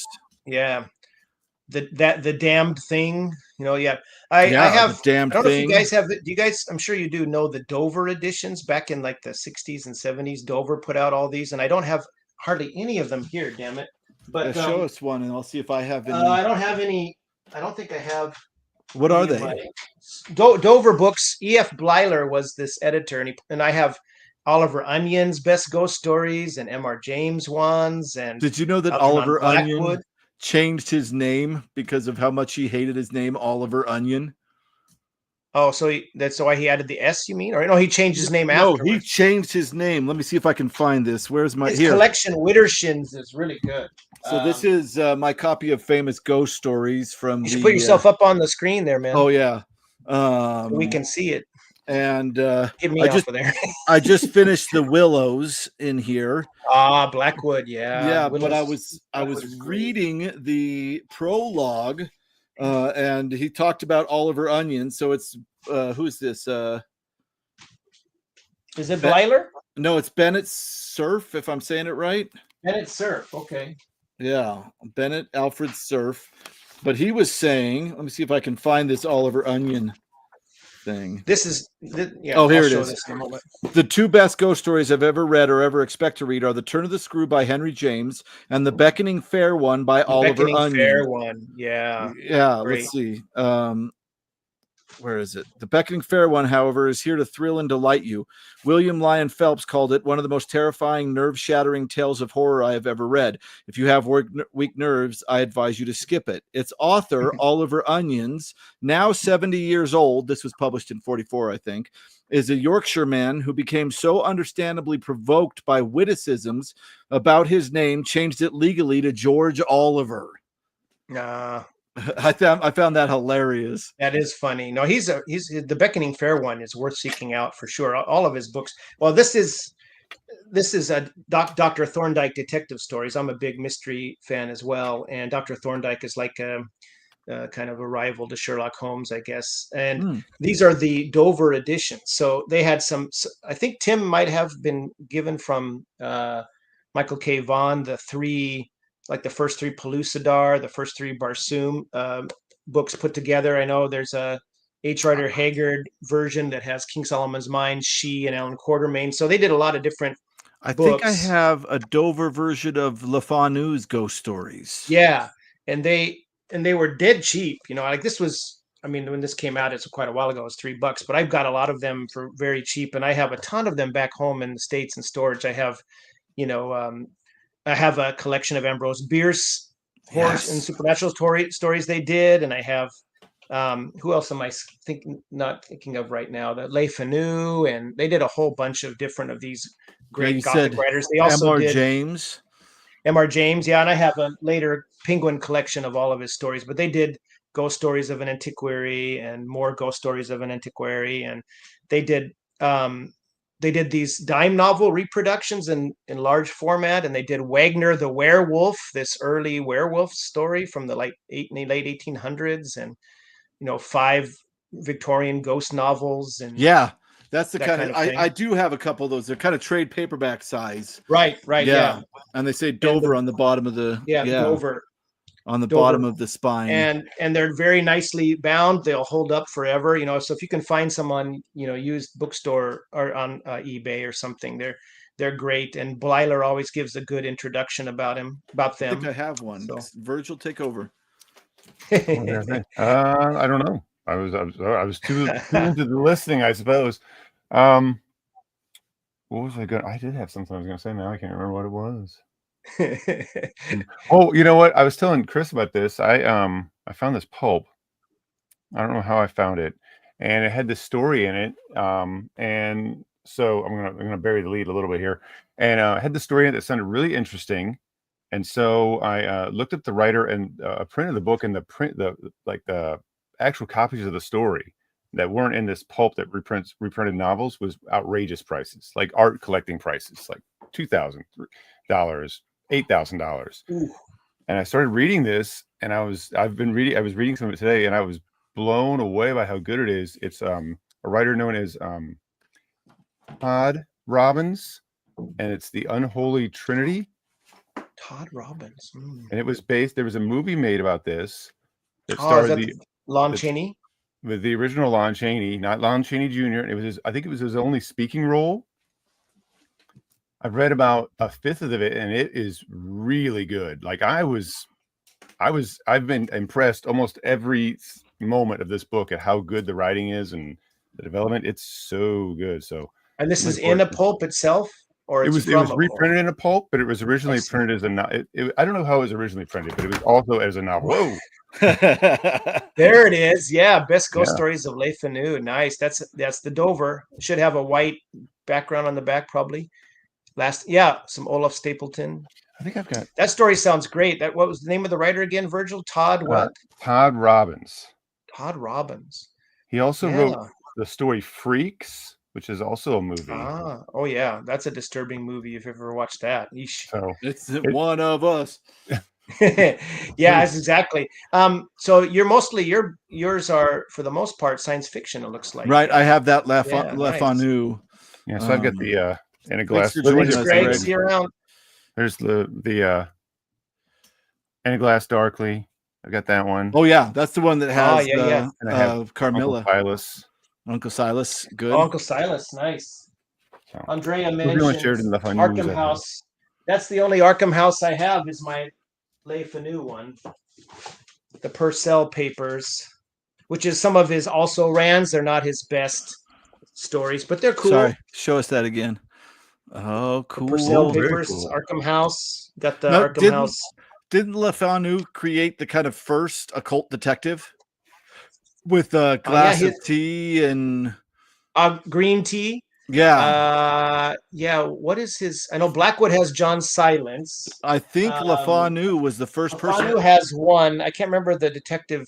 He's like a doctor that only studies occult cases, and a lot of people, I think, credit him. The first occult detective. Yeah, and there's a guy named E.G. Swain who wrote stories. It's collected in Bone to His Bone or something, which is another kind of antiquary sort of.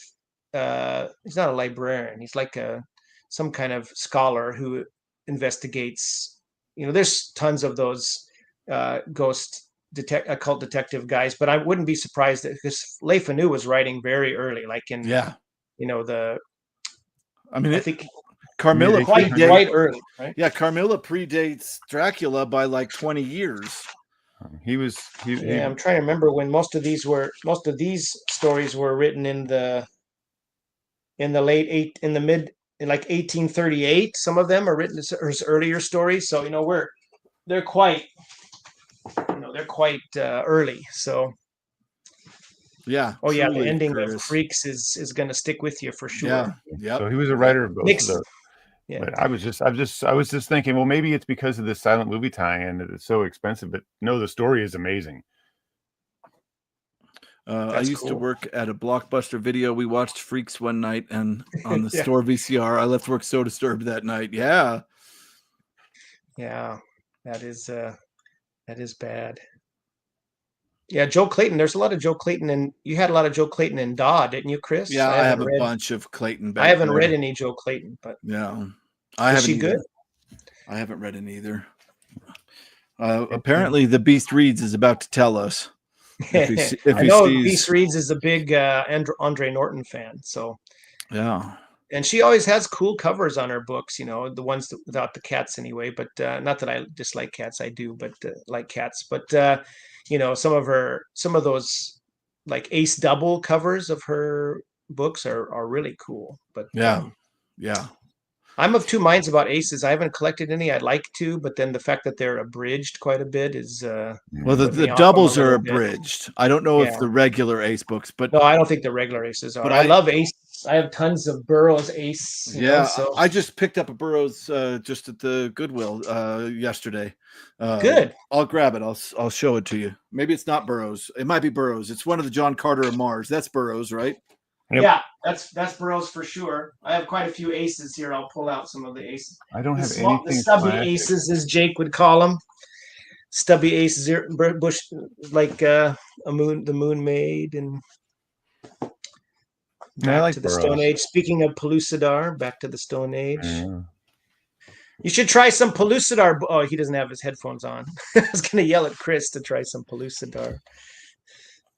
Tanner of Pellucidar. Oh, very cool. I've not read the Pellucidars. It sounded interesting. Yeah, Chris, you should definitely try the Pellucidar series or it sounded cool what you guys were talking about. And then Michael K. Vaughan talked about Venus. Yeah, Mastermind of Mars. I think that's number 5, maybe, in this really good 10-book series. Really good condition there. I had to grab it. It was just sitting there. Very cool. Yeah. I also got that might be your inroad.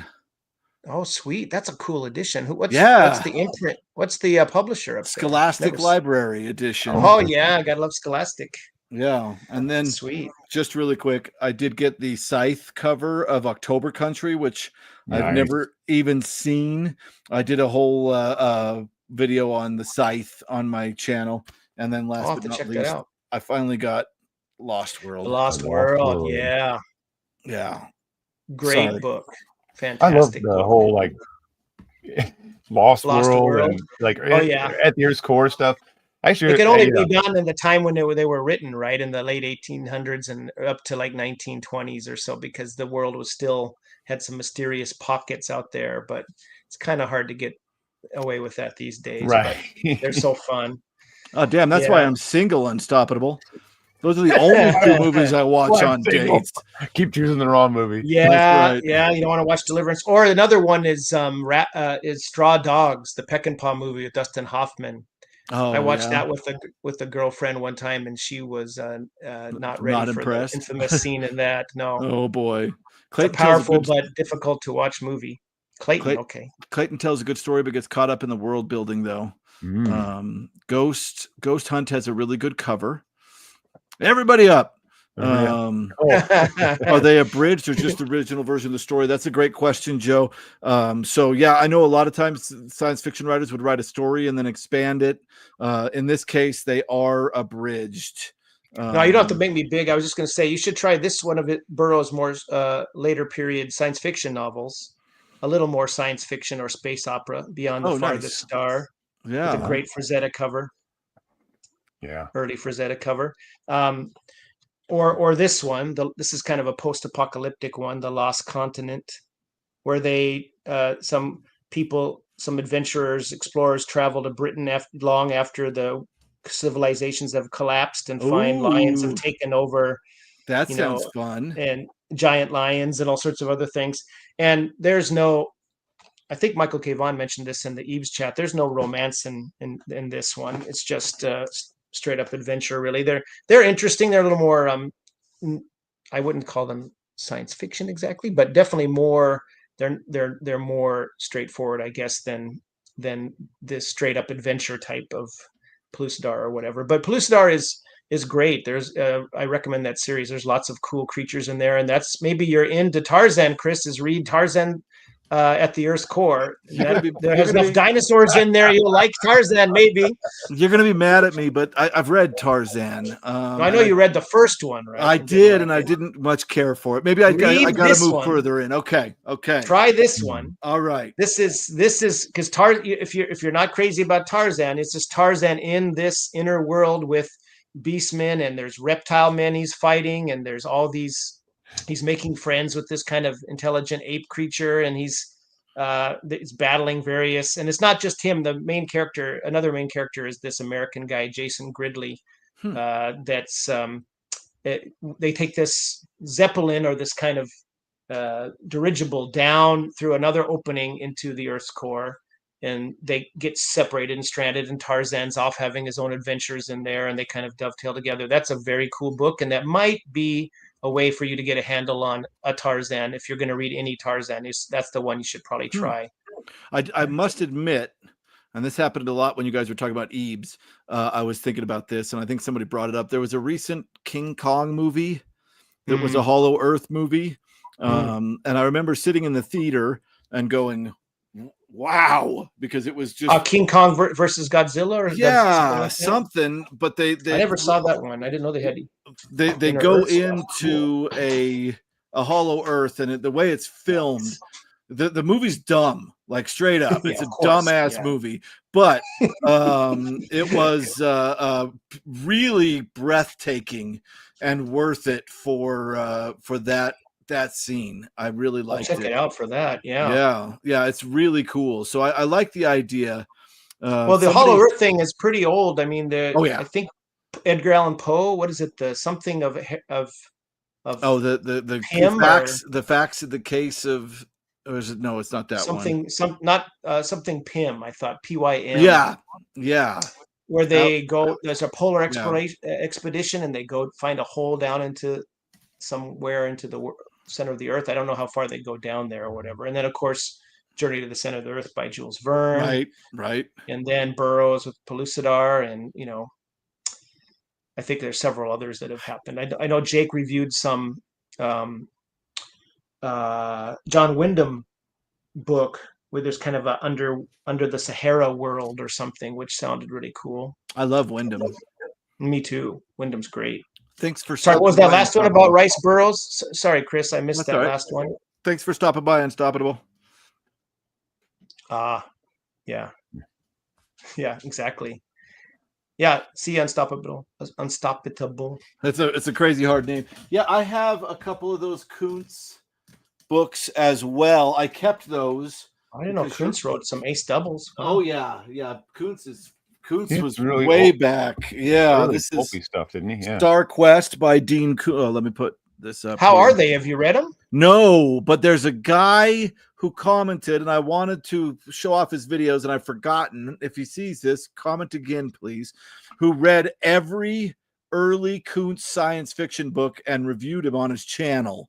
I had no idea he did science fiction. That's a ton. He did some really early pulpy He's a pretty good writer, so Yeah. So I don't know. He became one anyway, and I don't read a lot of his stuff. But is that Frazetta? It looks kind of like it, or a Frazetta wannabe type. I don't know. Yeah, that's a cool cover, though. Wow, you're blowing my mind now, Chris. That's wild. I didn't know Kuntz did any science fiction. That's cool. Jeff Jones did the art on this one. Okay, yeah. And then if you flip it over, it's still Kuntz. Oh wow! Soft Come the Dragons. And so you're saying these are the only way to get those books? Yep. He must have not wanted them, republished or anything once he made his name as a he doesn't talk about these a lot. No, it's not what his audience reads. Yeah. Well, he's a very successful guy, so you can't blame him, I guess, for sticking to what works. Yeah, so you're right. The Dean Kuntz ones I did keep, Joe, because that's the only place to find him. And you just have to look up each ace double when you find it to figure it out. Tarzan and I- Hollow Earth. Yeah. That sounds pretty interesting. Yeah, I've been man. interested That's in that. Tarzan at the Earth's Core. Book 13 in the Tarzan series is very much worth reading. It's my favorite for sure. I don't Although I understand like this. the other Tarzans too. I don't understand this question from Paul. Maybe you will, Jeff. Anything like you mean ERB letters? So they published those collections of Howard's letters and Lovecraft writing each other. If there was anything for ERB, Huh. I'm not aware of anything. But this is a Michael K. Vaughan question; he would know. But Right. I don't think he was corresponding too much with other writers. Maybe with his editor or something. Okay. But it was extremely okay. Yeah, Jake, whatever. Anyway, Jake, by his standards, was pretty kind to the book, I think. So Poe's Pym inspired. that's right. Yeah, at the Mountains of Madness. Yeah. Thank you, Andrea. Yes. Vern's Mysterious Island was a favorite. Hollow Earth, 17th Century Science Origins. Okay. And believe it or not, there's people who still believe in that now. Oh yeah, they show up on those cryptozoology or those kind of what is it, pseudoscience podcasts and stuff. Oh yeah, there's this record of this going this person going there. Yeah, whatever, dude. Okay, but yeah, speaking of Vern, what do you say? Actually, before you go to that, grab your Vern. I'm gonna grab this and we'll show. Well, I was gonna say that I read Around the World in 80 Days for the very first time. That I think I've started it like multiple times over the years, Yeah. but I don't know if I can find my copy here. I got just a regular Penguin edition. But anyway, I liked it quite a bit. That's the one that I have several versions of 20,000 Leagues Under the Sea and at Eternity Center of the World of the Earth. And I have a buddy that collects everything Vern, so most of my really cool Vern finds go to him. It just really depends on the translator. So the translator that did this Oxford World Classics edition I got and read earlier this year did a really good job to make it interesting. Yellow Spine Dog, Darkness in My Soul. Wow. Number 12. You didn't show that one in your and Jake's. No, I didn't pick this one. It's by DAW standards, it's just a so-so cover. Yeah. But it's cool to have him in DAW though. Yeah, lots of Kuntz. Would be really cool to see. Oh God, what was? I'll try to go back and find that guy, Joe. He did good. He went through all of every one of these Dean Koontz and read them. Whoa, never knew about old school Dean Koontz. Yeah, me either, man. No. Of those beauties, yeah. I knew he had some early, very pulpy sci-fi, like kind of themed horror stories, but I knew someone who had read a bunch of that stuff and said it was really great, but it was like I just didn't see it at the time. I wasn't searching anywhere but the regular bookstore, so. Just don't get 20,000 licks under the sea. Always check your titles. Yeah, got to be careful about that. At the Pulp Fest auction, there was some super political manifesto type book by Koontz and his wife that apparently Koontz has denied that he wrote. He probably wrote it back in his rabble-rousing college days or something. Also a ton of erotica that's been attributed to Koontz that he denies. Well, at least you can say whatever you can say about Silverberg. At least Silverberg cops to what he did, right? So he said, "Yeah, I did it. So what? I was making money, right?" I always like to imagine the person picking up lost boys or naked very funny. thinking, Burroughs. Yeah, I don't see any Tarzan in this. Well, this guy wrote Tarzan. Wow. Yeah. Andrea's always to the rescue. Just to go back to briefly what you had asked me, Chris, about why I started a BookTube channel. Oh, yeah.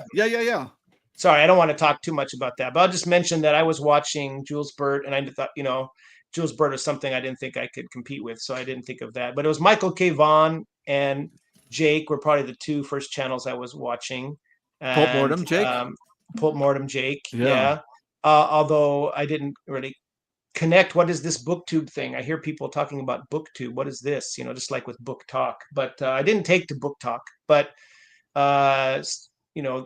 Michael K. Vaughan and Criminali were two kind of, Jules Burt was one I watched a lot, but I kind of put him in the category of like expert or right. Definitely an expert or kind of archivist or something. So Right. I wasn't something I was able to do. But watching Michael Gavon, who and Criminali, they were talking about, Michael Gavon talked about Howard and Burroughs, and Criminali talked about, all kinds of, stuff like Phoenix Force and the Executioner and Doc Savage. So like these guys are talking about this fun stuff that it kind of rekindled some of my love for that stuff, which I'd always had, but I Right.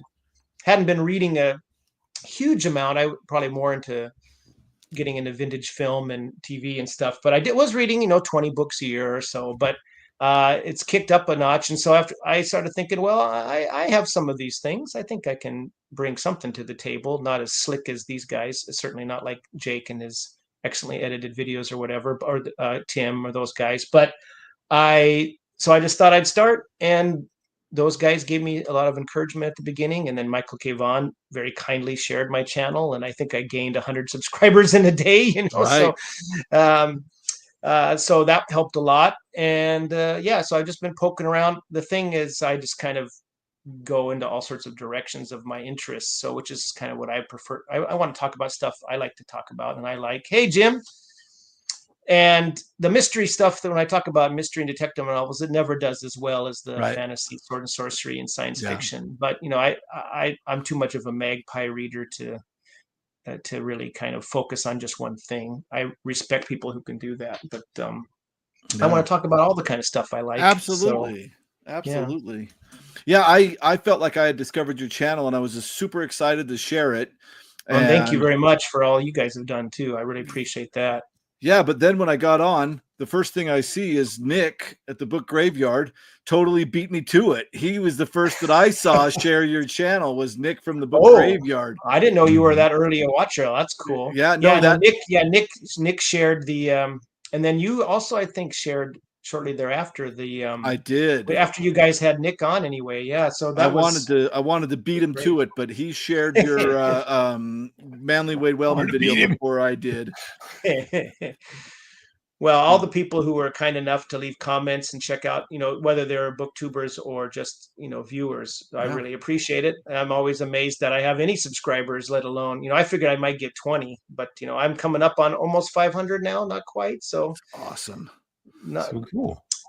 Although, it's definitely can tell the appeal, because I know some women do check out my channel. YouTube analytics always tell me I have 0% or like 3% women. I think it's a little more than that, but but there's this new YouTuber now. I forgot her name. Is her name Sarah? She just hit like 1,000. She hit over 1K in a month. But nice. She's young and pretty, and she's smart, and that makes a difference, of course.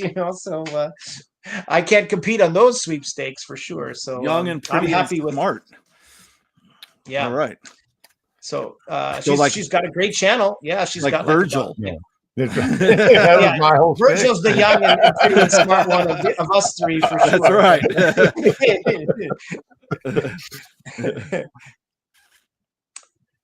Yeah. Thanks, Joe. Yeah.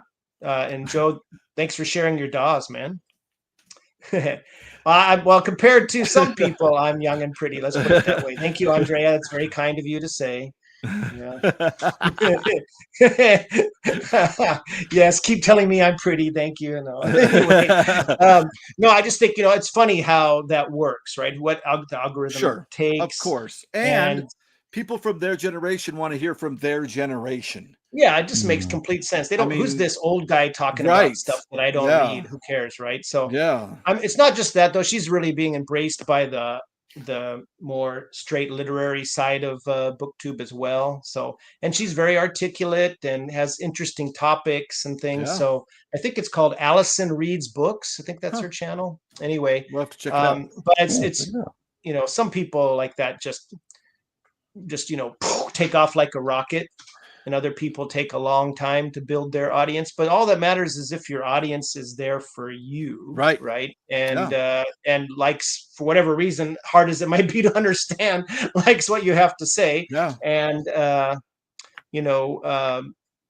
is a regular commenter. So you're building a community. So I think that aspect is why I got into booktube. Is I have a few people I can talk books with, but not that many, and or our interests don't dovetail if I do find a reader in real life, and there's not a lot of those where I'm working. You know, some definitely read some books, but I liked what I saw when I saw the Eaves guys and you and Virgil, you know, kind of working together and forming these bonds and stuff. I said, that seems cool. I'd like to get in on some of this and, Yeah.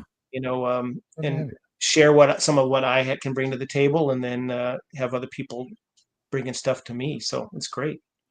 What did you say the guy's name from Mystery and Mayhem was?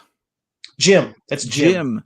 Jim. Yeah, I great gotta channel. find. Great I've channel. got to You should have find him that. on. He's great. I got to find that channel. I've got to subscribe. When you Yeah, it's show your Mystery and Mayhem. He talks a lot about, you know, hardboiled detective and westerns and things, but he has tons of fantasy. He did a response video when Michael K. Vaughan did one of all his Edgar Rice Burroughs books, which is a fantastic video, by the way. But Jim did his, and he had almost as many as Michael. So he Yeah. has tons of science fiction stuff too. He reads it all. So he's got a great channel. Yeah, he's up in Canada there, like Richard and Andrea.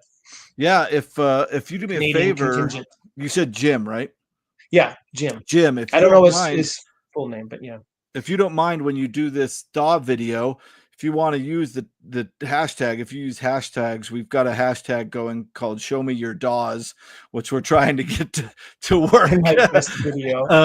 But in my best video. That's no, funny. he meant next. Oh, I see. But if you because he has a lot of great videos. That's why I was wondering how are you going to rank the best, man? Must be really good then.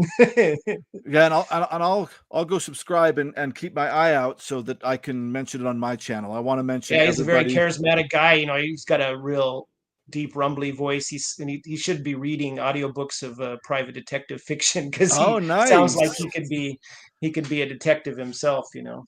Good. I'm gonna have to because I want everybody that does a DAW video. I want to mention it on my channel, because I think that's make sure you watch Virgil's first though, Jim. Right, so you can have some inspiration. That's right. Yeah, it was so funny. It was great. What's up, A Top? Thanks for joining us. Yeah, dude.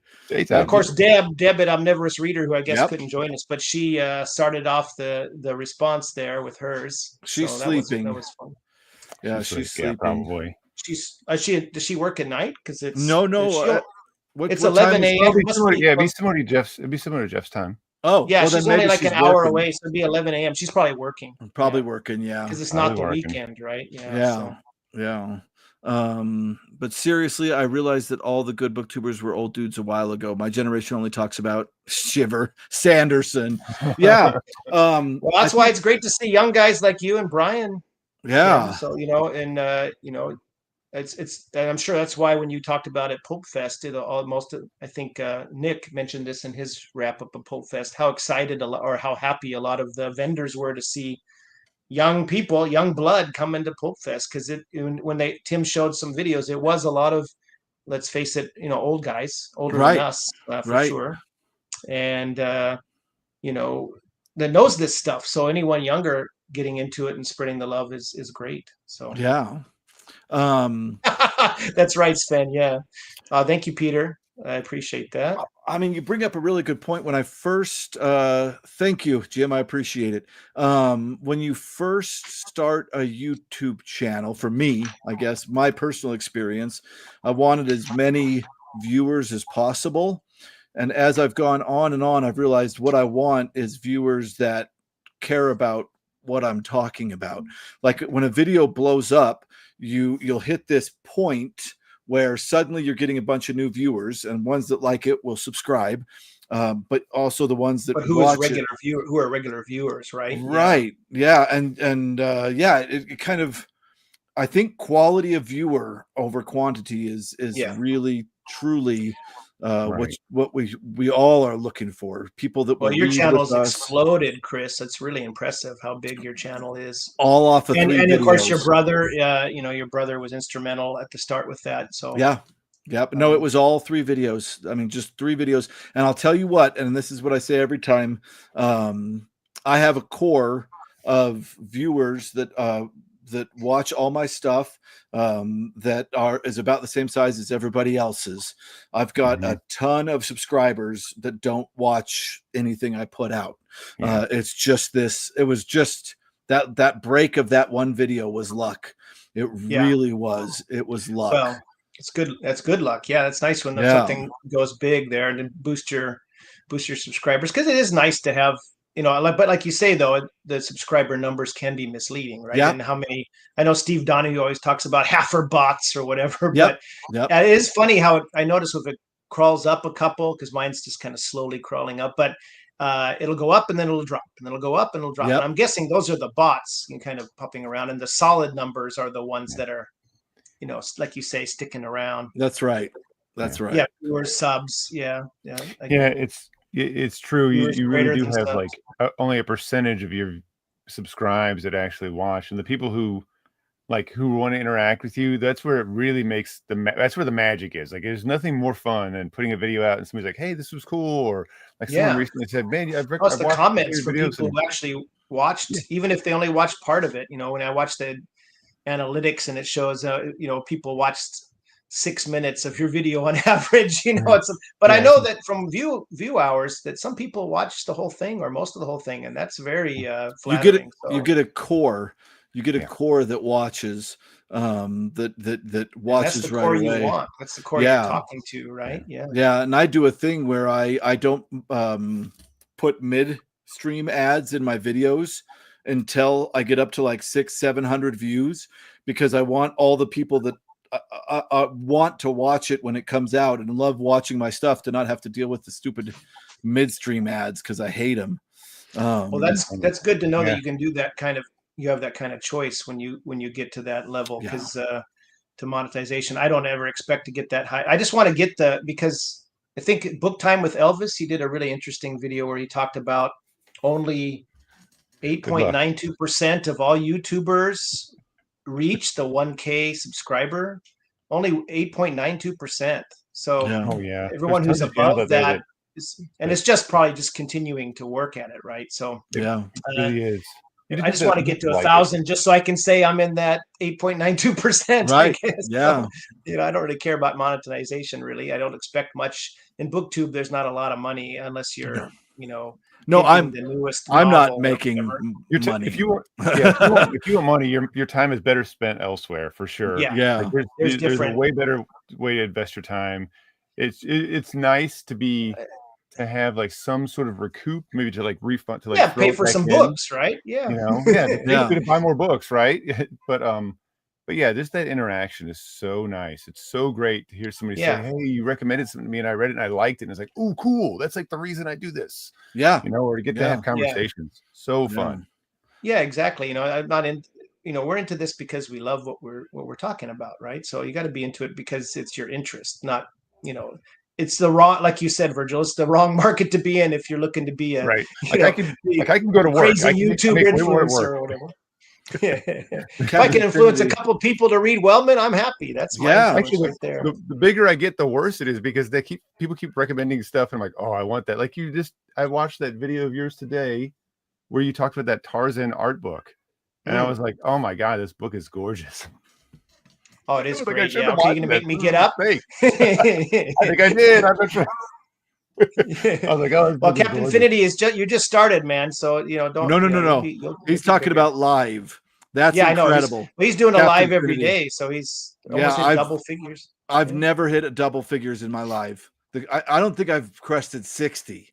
So that's wow, it's hard. Yeah, the live is different than the videos that you make. Yeah. Getting 100 viewers on a live is shockingly cool. At the live, yeah. But you get a lot of views when you do these afterwards. I've looked at some of them, like the one you did with Jim had 1K or more, right? It's just barely hit 1K. I think that's the all the great thumbnails you guys do help a lot. So but having 100 people watching it live viewers, Well, I think that's almost unmanageable, isn't it? I mean, it's too much. The last Eve video, I think, with Michael K. Vaughn, I think they had quite a few. I don't know if they had that at one time, but when it ended, it was like 142 or something is what it said had viewed it. Well, that's the Michael K. Vaughn effect for sure. No, that's right. Guys who do a great job himself, but Michael K. Vaughn is a big get. So congrats to Tim for that. And he delivered. He did. For sure. Yeah, I did. Thank you, Andrea. I am almost there. Thank you. Well, and again, it's it's just fun to do this kind of stuff, to talk to people Random. about Oh, cool I'm books an and idiot. yeah, triple digits, right? Yeah. Yeah. Oh, okay. Almost double digits. Got it. Okay. Well, I think You're what matters is views. Is for my channel. I've been doing this for about right on 5 months or so now. I think coming up on 5 months. And if I can get most of my videos over 100 views, I'm sorry, happy, right? Oh So Captain. yeah. I have three that are under 100 views, and so if I get them over 100 now, I'm like, woohoo! Yeah, So really. So- I and did if it they for even years do, before I had stuff like that. Talking Yeah. about having a topic about, this is something that I had to kind of disabuse my viewers of right away. When I started my science fiction channel, I didn't know anything. And I started the channel to become a better science fiction reader, because I had read probably like 20 classic science fiction books when I started this channel. wow, really? Yeah, and people all the time would be super gatekeepy, like, I'm not going to listen to a guy that's never read da da da da da da da. And I would explain over and over again, like, I have collected a ridiculous library because I would buy any science fiction I'd see at any yard sale or estate sale, and now I want to read them. And in 2 years, of course, I've come a long way. I've read a bunch, but yeah, I don't think. Well, you also lost those dickhead, Right. gatekeepers, right? All the Yeah. people that are with you are like, they might know more in some corners of it, but they're Absolutely, not they do. arrogant about it, right? Yeah. They're like, this is But cool. He's talking about my stuff, right? So anybody that wants to start a YouTube channel, you don't have to be an expert in the field you go into. No. You don't have to be an expert in the field you want to talk about. You just have to be interested in it Yeah. and talk about it. People Right. love there that. are few experts out there, frankly. Yeah. I mean, someone like Jules Burt is an expert, I would say, about what Absolutely. he does for sure. But there are not many people like that, and like you said, they don't have to be, right? They just No. have to be having fun. I think if you're just honest with your audience, Damn you just say, straight. "Hey, I don't know much about this, but I like this, or I didn't like this."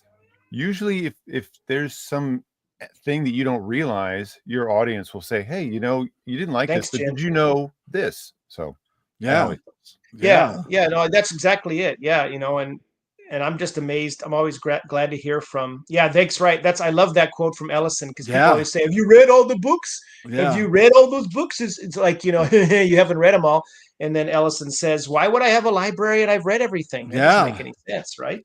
So yeah, no, I think Damn straight. yeah, Jake. Well, I don't know if Every that's true single anymore, one. Jake, but yeah, maybe when you started, but anyway, yeah, no, but it's just cool to see people who know what you're talking about. Like Andrea always says, finding your tribe, right? So Yeah. finding people that, oh, I know that, yeah, I know that, and then you can start having a conversation. It's cool. Jules Bird. Am I pronouncing it wrong? Jules Burt. Bert. But who was very kind enough to come on and talk to me when I was not at home. I was traveling. I think it was just a few days before you guys did your trivia one. And Chris, you said, "Oh, I didn't contact Jeff." So, but Jules said, "Hey, I'm on vacation for the next 8 days. Do you want to do a conversation on your channel?" I'm like, yes. So I had to figure out, but I was at my in-laws' house in Ehime down in the country. And so I had to figure out a way to do it. So luckily I had brought because I wanted to capture some B-roll footage of the beautiful area we were going to and stuff. So I brought my tripod. So I just set it up with my phone in the local park, managed to scare away somebody who was in the little, I'm joking, but they went away. And so, because I didn't want to have people hanging around me in this little gazebo area, because it was hot out, of course, and got it to work on a recording, and turned out pretty well. Luckily, it was just Jules talking 95% of the time, because he's far more interesting than I would be. So, and he was, that made it so easy for me too. So I think he was probably figuring I'd be a little nervous or something. So he just decided to take off and go, and it was great. So yeah, I really appreciate this. He's just hit 50K. Yeah. He's a busy dude, to take his time out to just, to come and spend some time talking on my channel. That was really nice of him. I don't know if Andrea was joking or not. Oh, she might not. Andrea, if you don't know Jules Burt, Burt, please check his channel out. It's awesome. Yeah, he does a lot of Is, Penguin. He yeah, does he's an Penguin and Pan, and he yeah. does everything. He's he's a bookseller, book collector. He's got thousands and thousands and tens of thousands of books. Yeah, every living thing knows something you don't. That's Yeah. a very good point, God. Fantastic way to put it. Yes. Yeah, that's a But good you actually do know it all. Nice. Well, then that's a good place to come from. Yeah, Grammaticus and I started the same month. I love Grammaticus. Oh wow. Yeah, Ben does a great job. Yes. Best for insofar as a different perspective that makes a book click for me after initially disliking. I'm pretty simple. He's very fair. He did a very funny video on Sword of Shannara. Did you guys? I did. Did you see that one? And that was another foundational book for me. It was the longest book I had read at that time as an early teenager, and it's before I read Lord of the Rings. Of course, once I read Lord of the Rings, I went, "Oh, okay," but this is the real deal here. But for the time, it was. I think a lot of people, like he says in his video, it was a gateway drug book, kind of, I guess, for people to enter into fantasy. Oh man, I agree, Jake. And I hate the one aspect I hate of these literally liminal is Virgil and I have this insane list of everybody we want on. We're working through them, and Grammaticus is way up there. I had a kind of a crazy thought of doing a separate live with Nick and Grammaticus and myself on our 2-year anniversary. Did you guys all start around the same time? Same month. Yep, we all started in October. Wow, that's a good idea. You should totally great channels. Yeah. I'm checking it out now. Yeah, okay. She wasn't joking. She was really wondering. Wow, he just 2 weeks ago, Andre, he was at 50. So that's how good he's doing. But you're gonna love his channel, Andrea. He's a real archivist sort of guy. So that he's right up your street, I think. And he's one of the nicest guys you'd ever talk to on the internet. He's a real gent for sure. Yeah. Well, I appreciate that you guys fitted me in on my holiday schedule, guys, because I know you probably have a laundry list of people to get on that would be better than me. So I wanted you on for so long. Yeah. And I'm glad that summer came around. That's how I was able to get Jim from News from the Gelding as well. A lot of people are off for summer. Yeah, he also works at a college doing something. I used to be a taxi driver, and I guess he's working at some kind of school situation. I'm not 100% sure what it is, because he's a new discovery for me as well. I've only gotten into his channel for like the last month or so, but he's just so fun. He's just such a lively and charismatic character. Yeah, it was great when you two were together. Yeah, that was so fun. We had a good time. You just want to peek at my record collection. Yeah, it was an impressive record collection. It was. I'm going to throw this up. I'm not going to say anything about it, but because I really like Bert as well. But I think we do two different things. I think we do. I think we do. And Jules does talk about books that while he's going through them. He's read a lot of them. So yeah, it's a different. Like I said, he's more of a presenting about collecting and advice on how to collect. Right. But thank you, Musaphonic Recordings. That was very nice. Well, I think your guys' channels are great too. There's just so many different things but I don't categorize Jules in the same kind of thing as what we do. I guess, Yeah. He does. Jules is more like a professional talking about collecting. He's one of us for sure, as Nick would say, but he's doing his own thing, kind of, right? Yeah. Anybody have any questions they want to ask Jeff while you got him? Jabbering away. Sorry, that's guys. Fine. No, anything in the chat that we've missed? I don't want to talk over them. Think so. Or anything you, Virgil, or you, Chris, wanted to ask me? Jules Bird is the king of ASMR. Yeah, that's true. He has a very well. Because I didn't know this, but I discovered when he and I were talking that he was an extra in Doctor Who, the new Doctor Who. He was an extra in a Marple for ITV. He was, he's been in some movies. Yeah. What do I do for a day job, Andrea? I teach 2 universities here in Japan, just English composition and English, TOEFL, kind of TOEIC, general English. I teach at a university that's just probably about a 10-minute train ride from my house here in Osaka that I teach Monday through Friday there. And then I teach at a couple days a week at another university near Kobe.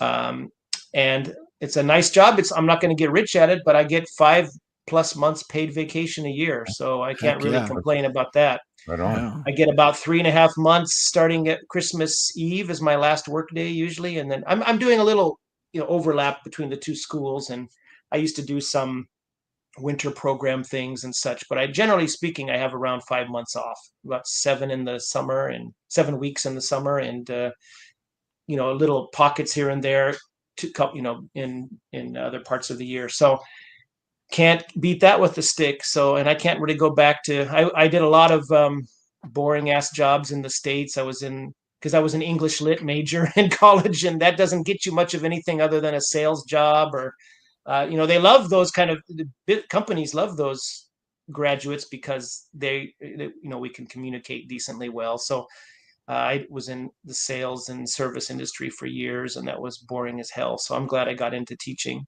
I never expected to, but I went to Korea for a year, and I lived in Korea for a year and a half in Seoul because I used to teach Taekwondo back in the States, and so. Or Taekwondo, as they say in the States. And the master instructor of my school had heard I was interested in going to Japan. He said, "Don't go to Japan, go to Korea." And he kind of set me up with the job there. And then I used that to get experience to eventually get into Japan. So I just kind of luckily fell into this current job that I'm in now. And I like it a lot, although, the apathy of some of the students. The students are probably much nicer than I would encounter back home, but sure. In some ways, but they're increasingly apathetic, I'd say, in general. And Chat GPT is, and that kind of thing is a big stumbling block now with teaching writing and composition. So the school's desperately trying to, student numbers have been dropping over the years, especially post-COVID. They're starting to pick back up a little bit. But I know the junior college where I teach, it lost about 40% of students in those years after COVID, and slowly building them up. Yeah, football, hockey, and Taekwondo. You must have been a beast there, Paul. But I haven't done Taekwondo for a long time. Hopefully some of it's still retained. But yeah.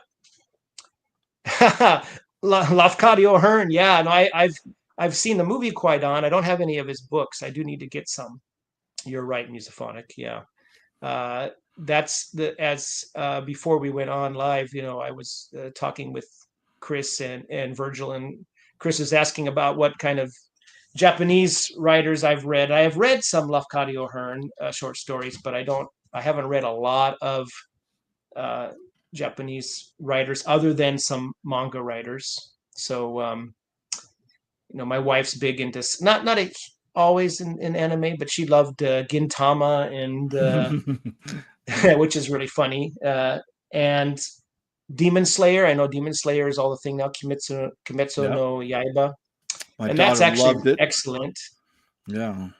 And as a kid, I watched Speed Racer, of course, my generation, and Yamato, I guess, Star Blazers in the States, Oh, yeah. I watched some Star Blazers, Robotech for me. Yeah, I missed that. I'm just 10 years ahead of you guys, so I probably missed the Robotech, and Transformers, and all that stuff. Yeah. But Transformers probably not Japanese, but yeah, and I know Evangelion and all that stuff. Yeah.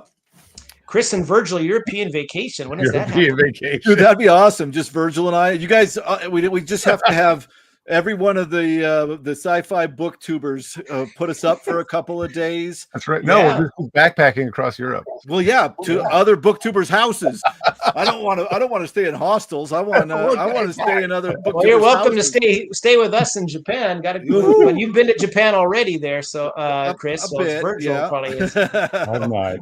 But it's fun. It's really fun. All right. I like it here. Good question from Constance. I visited a couple times before Constance when I was living in Korea, but I've been living in Japan since March 2004, so over 21 years now. That's awesome.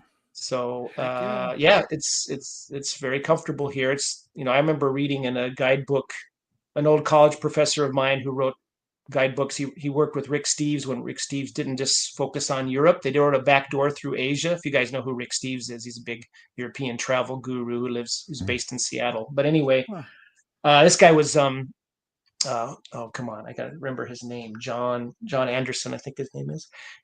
John Gottberg Anderson, really nice guy. He lives in Cambodia or Vietnam now. Anyway, he taught me, and then he wrote this book, Backdoor Through Asia, and he always said, start in Japan, end in India, because Japan is the most westernized.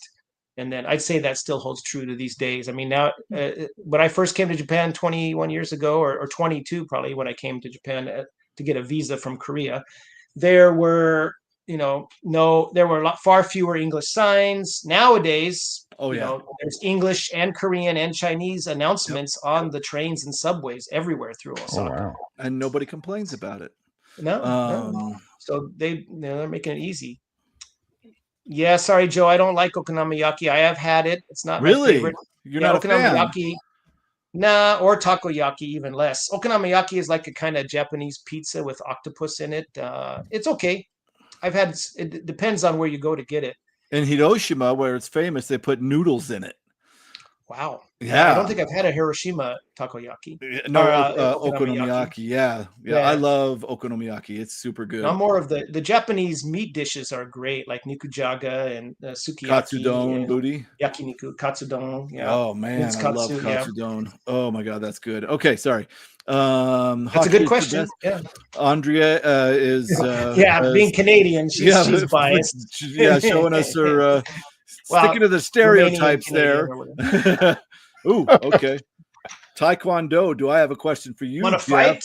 I saw how tall you are, Jake. I'm only 5'7", so I don't think I'd want to tangle with you. You're a beast. My head off, probably. If I ever met the Ebes guys, I'd be dwarfed, probably. Especially if Ben from Grammaticus is around. Right? Yeah, seriously. They had that picture Nick put up when he and Bob at the Occult Detective came over, and Nick's 6 foot and Ben was like a couple of heads taller. He was huge. Yeah. Go Canes? Who the hell are Canes? Sorry, I don't know. We're talking hockey. That's no. Rick Steves is cool. Yeah, but I kind of wish he had not turned his back on talking about Asia. But he went where the money was for Europe. Izumi Suzuki. Is this the one that you were talking about, Chris, where the body's lying face down in the grass or something? No, that was Oyamada's The Hole, and I love that one. No, Izumi Suzuki is a science fiction writer. She was big in the 70s. She was also kind of a model and a cult of personality type woman. Wow. She wrote a lot of interesting science fiction. You might enjoy her. I will. That's the thing. I need to check some of these people in translation because I can't read them in original Japanese very well, and that's mostly what I can find here in Japan. So that's why I really am envious of you guys being able to just head out to your local used bookstore and stuff. I have to go through Amazon JP for most of my stuff. So. Or wait till when I go back. I used to go back every year to the States for a month because I have that schedule. I can do that, but it's gotten so costly, especially to bring a wife and son back with me. I think we went back. Hey, Eric, we went back last year for about 3 weeks, and it cost that was a $12,000 trip all in or something like that, and that's not even counting the books I bought.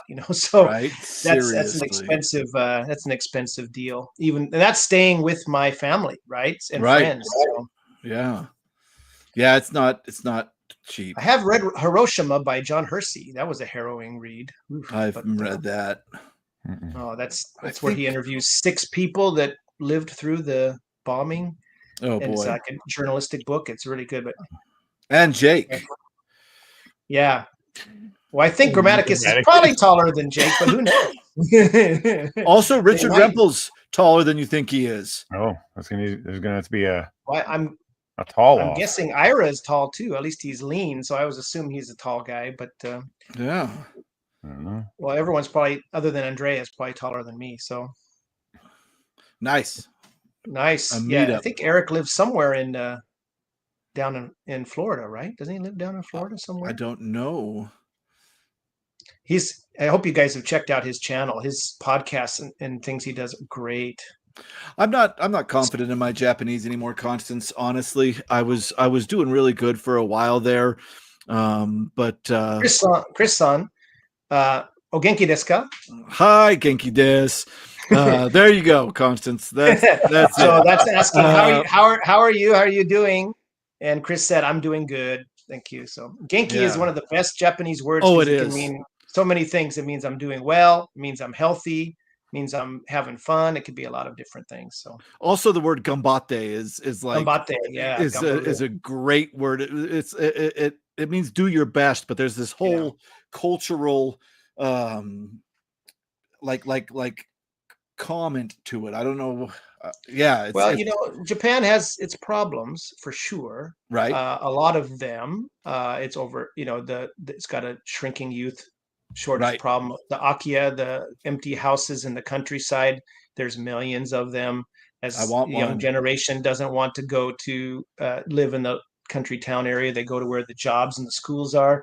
There's lots of issues here, but there's something about the culture that when they had that terrible Tohoku disaster where the tsunami hit, and there was not a single person looted anything in that whole area. There were instead people that were taking things to the area to help, food and bottled water and all that, where then you see any sort of disaster in America and there's people looting and stuff. So it's a cultural mindset difference that makes this a comfortable place to live, really. My ex and I, we were on a train and we left our $400 Canon camera on the train. I bet you someone ran after you and gave it back to you. No, we got back on the train and it was sitting there exactly where we left it. Yeah. Nobody touched it. And this was in Osaka. Osaka is one of the biggest cities in Japan. It's the second biggest, and it's got the highest rate of petty crime. Yeah, and nobody touched it. It was amazing. I walked out of. I rarely do this, but I walked out. I have several stories like that. I walked out of a crowded coffee shop or something, and I realized I never do this, but I had left my wallet on the table. Thanks, Jake. See ya. And I went, oh shit, and I ran back in there, 10 minutes later or something. It was sitting on the table right where I left it, so I've had, middle-aged ladies run 3 blocks down the street. Sumimasen. Right. I dropped my old beat up, $30 wristwatch out of my bag or something. And this lady is running pell-mell down the street to give it to me, so. And that's not something that you're going to see in many countries, They give out Kleenex at all the stores for some odd reason. Well, what they do is that's kind of how they promote things. It's advertising, yeah. Yeah, they have like a little slip, a little flyer about their new shop or whatever, and here you go. They hand out these little mini tissue packs with it in and stuff. Yeah. It's an interesting culture. What I found is it's a real, because I had this image of all the Godzilla movies and, see the rolling hills and expecting a kaiju to come over the top or something, and samurai and Yakuza movies. So, it has this old, they're in touch with their traditional ancient roots. And then it also has that Blade Runner aspect of all the neon lights and signs and stuff. And they live together cheek by jowl comfortably, it's really interesting. Yeah.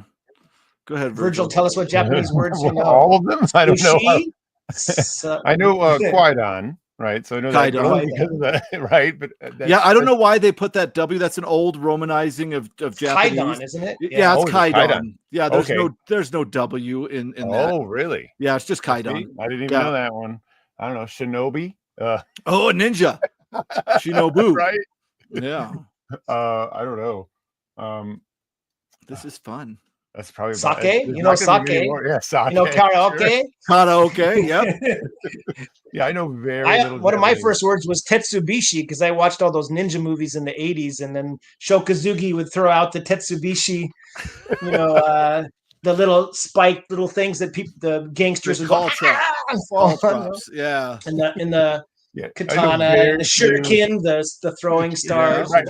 All my Japanese is like from American pop culture. From Shokazuki movies, from canon movies. I don't really know anything. What I do like about Japanese though is is that it's very phonetic when you look at it. If you know how it's supposed to sound, I can sound it out, and I'm terrible at that. So I love that. That is one of the easier so there's things about one it. area of the alphabet that's hard for foreigners, and that's ra-di-do-da-do, which Yes, a lot of people very tough. do ra, re, ru, re, ro. Yeah, and it's like a combination LR sound. It's very difficult to make. Yeah, there's a little bit of Y D after in there. Ryusuke, Ryosuke. Yeah, it's tough. Ryusuke, yep. Yeah, it's really it's hard for, just like they had difficulty with L's and R's. Exactly. We had difficulty with, because their R is like in the middle between an L and an R. Yeah, it's interesting. Yeah, but once you learn that, and the small tsu is a little bit difficult, but once you learn a couple of those things, a little 10-10, everything, and it's funny because I remember talking to my ex at one point when we were living there about rhyming, and the Japanese don't rhyme. They don't have a concept for rhyming. I'm sure they do now, but they didn't back in the day, because all of their words, most of their words end with a vowel sound. So rhyming is so simple. It happens so frequently that they don't even notice it. That's why katakana is so hard to get a grip on, because you read, it's bus and bath have the same katakana. Basu, basu. So it's the context that you know. Are we talking about taking a bath? Are we talking about taking the bus? Right. So they take those, because English is hard, right? And it ends with a lot of consonants. So they just add a vowel to most of them, Yeah, my name in Japan was Kurisu. I'm Jeffu quite often. Yeah. Jeffu. So, they add that U on the end there. That's awesome. Yeah. We've lost everybody now. Oh, well. No, I think that's great. That was super interesting. Yeah. I think so too. I'm only 6'1". I feel short around my friends, but a giant among my family. You're still taller than I am. I'm 5'11". Or 174 centimeters, I think. All the Japanese. Yeah, that's how I had. Domo arigato, Mr. Roboto. That was one of my first exposures too. Beast. Yeah. So, Oh, mine I don't too, know the as a Beast kid. Read's name. Sorry. Yeah. The Bells of Hiroshima. I don't know what booktuber's talking about. Maybe you brought up a film? Is that a book? Well, you brought up a book about Hiroshima. Maybe. Well, it's just called Hiroshima, I believe, and at least when I read it, and it's by John Hersey, and I was taught by a guy named Lionel Steffens Jr., whose father was like a big writer, I guess, and that was a really interesting but harrowing book. I was in I went to college in Bellingham, Washington, up near the Canadian border, at a place called Western Washington University, a state school there, and that's when I read The Scarlet Letter, and I read Hiroshima, and I read a lot of it was because I started as a science major, believe it or not. I wanted to be a zoologist, field ecologist out in Africa when I was growing up, and then I took a year's worth of biology and chemistry classes, and I got to inorganic chemistry, and after 3 months of working on the same fetal pig corpse in the lab, I was like, I'm out of here, this is not for me. So I went to the humanities and became a literature major, and I just aced every class after that. So I guess that was more I was thinking between astronomy and English, and then I saw that astronomy had math, and I was out. Like, no way. Yeah. In Romania, you lose your camera, your wife, and your shirt just for turning around. I lost all the things in America many times. Didn't even have to go to Romania. Yeah. Well done, Virgil son. Yay! Maybe you're better without the wife. I don't know. Big fuss in Japan this week. 4 cities twinned with 4 cities in Africa. Panic. News said Africans can come and live and work. Total BS, but Japan needs new blood. Japan desperately needs immigrants, and they've opened it up a bit more, but they're still super tight. It's just like a 1% get in probably. There are quite a few Nigerians here and some other, I guess, West Africans. Brazil. There's a huge a lot of Brazilians population in Japan. A lot of Thais. I hesitate to use the word lot, but because they don't get in that often. But we have a sister city. Albuquerque has a sister city in Japan. Sasebo. Yeah, Sasebo. Sasebo, yeah. Yeah, Sasebo in Burger used to Fukuoka. be a good chain. And if you go into the, I miss Mossburger. If you go, I know it's stupid, but I love the rice buns. At least you didn't say Loteria. That's good. Oh, no, That's garbage. That place. Yeah, there's a bridge of Albuquerque in Sasebo, Japan. Wow. Oh. Yeah. I know Kobe's sister city is Seattle. Yep. Kawaii. Yeah. Kawaii. Kawaii. Yeah. That's funny. That's it. I'm getting Rosetta Stone. Rosetta Stone.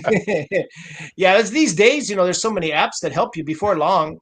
Sure, and that's another thing, because of all the, what is the predictive text, the Japanese kids are losing their knowledge of kanji because they can it's predicted for them, and they having a hard time writing it, right? Yeah. Well, Shogun's a good book to read, Jim, even though, it's set in Edo period, medieval period Japan, but some of the samurai mindset is transferred to the salaryman mindset, the company mindset. So there's some overlap there. Japan is a deep, as Chris can say, is a deep culture. You can't really always get behind the surface in some regards. So as a foreigner, but yes, it's a very comfortable place to live, but I'm sure there's sides of it that I'll never, completely get or completely be allowed into. And that's fine. Yeah. It's all right. Yeah, the concept of uchi soto, the inside and the outside, and the tatami hone thing. Yeah. I didn't know that, Joe. That's cool. Kimchi. Yeah. Very cool. Joe, Hangulmol, do you speak some Korean? Oh God, I remember trying to learn how to say water in Korean because we had a Korean friend. We went to South Korea for a while. I can't do it. One more water, please. Yeah, I just remember most of the Japanese that has come in has pushed out any Korean I learned from my year and a half there. But Korea was a really interesting place. Yeah. I liked Seoul. I had fun. Seoul's a lively city, and the Koreans are lively people. They're very different from the Japanese. I preferred living in Japan, but Korea is great. Korea's fun. Yeah, really fun. I have that book, Hiroshima by Hersey. It featured in my very first video, but I haven't read it yet. Oh, I don't think I've seen your very first video, Jim. I'll have to go and check that out. Jeff wanted to be Jane Goodall, hence the Tarzan thumbnails. Now it all makes sense. Yeah, I would. Well, I wanted to be. I watched the, not Doctari, but I watched a lot of shows about people riding around in Range Rovers in the Serengeti and fighting poachers and trying to save animals and stuff. And that's what I wanted to do. And then I wanted to be with Jacques Cousteau, investing on his ship, the Calypso, going around the world. So I did achieve one of my dreams to learn how to scuba dive years ago. So that was very cool. good. Good. So I have an advanced water license, underwater license, although I haven't had a chance to scuba dive for a long time. I love this Sister City program. Hamamatsu. I think it's cool. Yeah. Hamamatsu, Hamamatsu has a big, I think that it's there that they have the big kite festival where they fight with the kites. Nice. These giant kites and they fight with them or whatever. Yeah. Awesome. Bells of Hiroshima is another book. Okay, I'm not familiar with that one, booktuber. I'll look into that. Thanks. There's an autobiography book named Survivor. He was in the Philippines Death March. Yikes. when MacArthur abandoned them, ended up in the Joe Lovato. Wow. March, and was in prison in Japan when the bombs dropped. Jeez. Well, my uncle was in prison in a POW camp in Japan. My uncle Bernie. Oh, wow. I have 5 on my mom's side. My grandpa and his 4 brothers, every one of them served in World War II, and every one of them came back, although with their plenty of scars. But 3 were in the European theater and 2 were in the Pacific theater, including my grandpa. He was a gunner's mate on a warship, I think. Wow. Or destroyer or something. But I had late in his life, I asked him to talk about it, but he didn't want to talk about it. Yeah. It's hard. I had a few uncles in Vietnam, but they all went into White House communications. My first uncle figured it out, and so they all did. So they all were hanging out at the LJB's ranch. LJB. Wow. LBJ, yeah. They all were at his ranch, manning cameras and doing all that. So, yeah, they got into Department of Defense work, I guess, right? Yeah, that's good. Yeah, that's my first uncle did it, and then he got my other uncle in, and then they got the third uncle in, and that was great. That's what they connections, did. Man. Yeah. Well, they didn't want to wait. Networking is big in Japan. That's how people get a lot of their jobs. Yeah. That's how I got my job. I met a guy scuba diving in the Philippines, and he was teaching for the company I teach at. And when I moved to Japan, I got in contact with him, and he put me in contact with the guy who's my boss now. So still going. Why am I surprised? Yeah. Yeah, it is definitely, there is it's a lot of who you know, really truly I out guess there. that's true in any country, any walk of Yeah, life, that's probably true. Yeah, but Sorry, you're poor right. Virgil's not getting a word in Oh, no, it's edgewise. fine. Sorry, Virgil. It's all right. I don't have much to say about my time in Japan. Virgil, Tell us about your Korean War experience, Virgil. Right, not much. when we're super rich, Virgil, after we're done with Europe, we'll head over to Japan, stay with Jeff. You won't be super rich after traveling through Europe, guys. I'm sorry. It's expensive right now. All this YouTube money we're pulling down. Should we talk about books before we go? You guys probably have to go. You probably have to get food for your kid. I meant to ask you, Chris, is your daughter doing okay? She's after doing her much COVID better. bout? Yeah, Okay, she kicked good. COVID's ass pretty quick. Yeah, I find that when she gets it, even when I get it, it's about 36 to 38 hours of real intense awful, and then just the other sides of it. But my bones hurt when I get COVID. That's the worst for me. Like, I just ache. I don't want to lay down. I don't want to stand up. I don't want to sit up. It's awful. Do you lose your sense of smell and taste? Like they yeah, say? yeah. And taste. I only did that. I only had it once, I think, and it was like last year. I think I felt like I had a bad cold for a couple of days, and that was it. So I got pretty lucky. Yeah. Koreans are the Irish of Asia. They get everywhere. Yeah, I suppose so. That's the other one I read. War nonfiction history. Nice. Yeah, Paul at Geeks Loves Dogs is big into that. Oh, good night, Andrea. Thank you so much for joining. Yeah, we're running people out here. Yeah, I guess. So what you got coming up on your channel, Jeff? Oh, okay. Well, like I mentioned, the Wellman Shelf Tour, Virgil's video inspired me to get going on that. So I've edited that. I haven't posted that yet. I'll probably post that by the weekend, probably, and leave a little breather room. And then, yeah. I don't have any other plans other than that at the moment. I have several things percolating in the back of my mind, but I kind of see what the ether on BookTube, our corner of BookTube is. Like the whole DAW video was a spur of the moment thing. Jake that one was a bitch started to edit. It all up. Oh, was it? Yeah. Well, because so many of my DAWs are back home, right? So I had to put the covers up. Yeah, whenever I show any books in my videos, I always put a cover up, and you're right. Like those Stephen King's that I do, those take hours finding the covers, putting up the pictures. Yeah. I mean, almost everything's online now, which is great, but to find a good resolution one, etc. So, yes. Thank you, Mr. Bandana Head. Dublin is mini Seoul. Yeah, Seoul is big. Seoul's like big.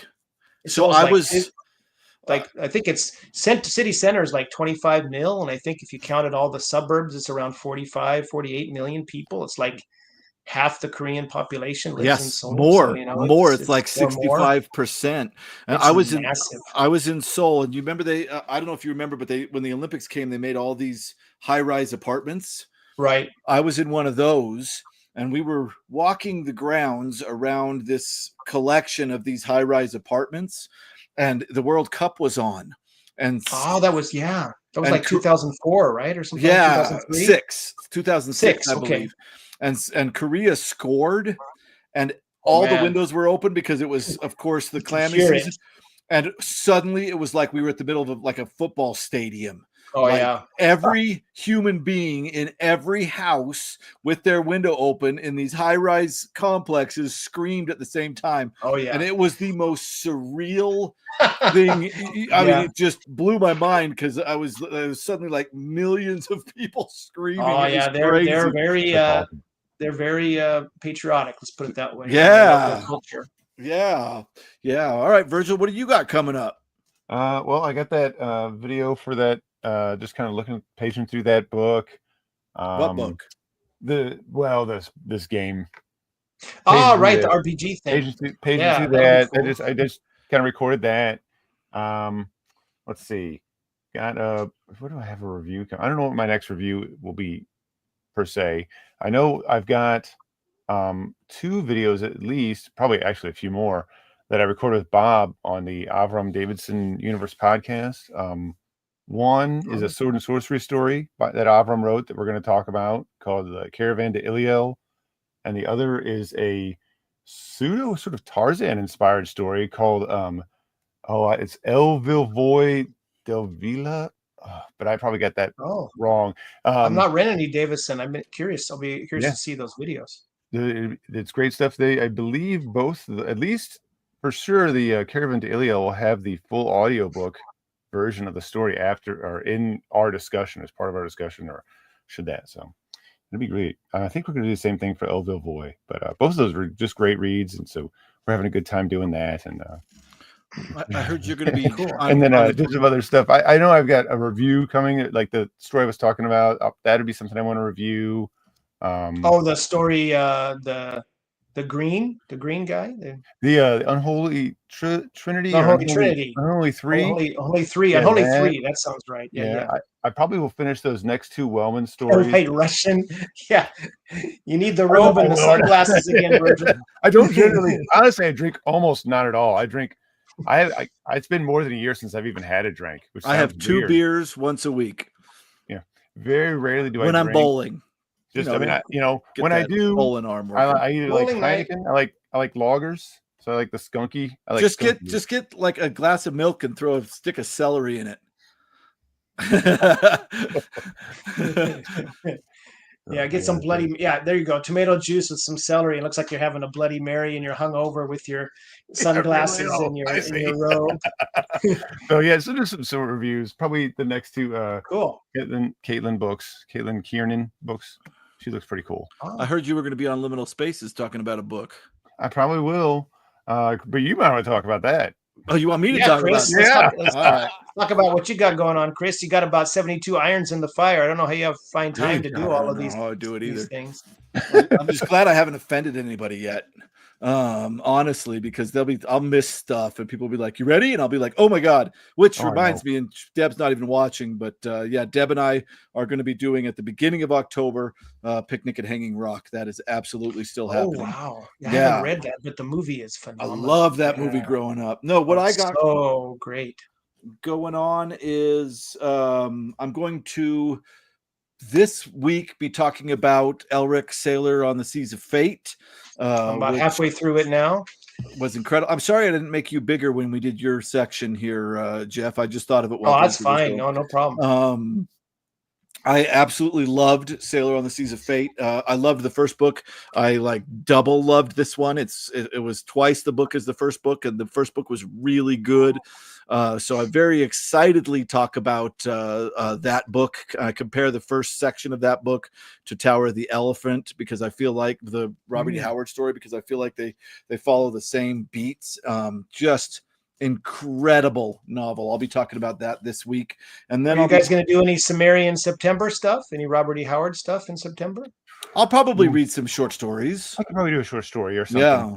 I've got some stuff in the fire too, so I don't want to get too committed, but yeah. Okay. Yeah. Sorry, I didn't mean to interrupt you, Chris. Sorry. Go ahead. No, that's fine. I'm just finishing. I have one more chapter in Elizabeth Ingstrom's I don't know where. Oh, right. Black Ambrosia, is that what it's called, Virgil? Yeah, I'm reading it, and Virgil knows. Are you guys going to do that for a Secret Society read, or I'm going to do it on my? I was supposed to be reading, and Brian and Virgil are going to be very mad at me. I'm supposed to be reading Light at the End, but I got on this Ingstrom kick, and I started that, so I'm now going to kick into high gear and get through Light at the End for the Secret Society. But I'm going to.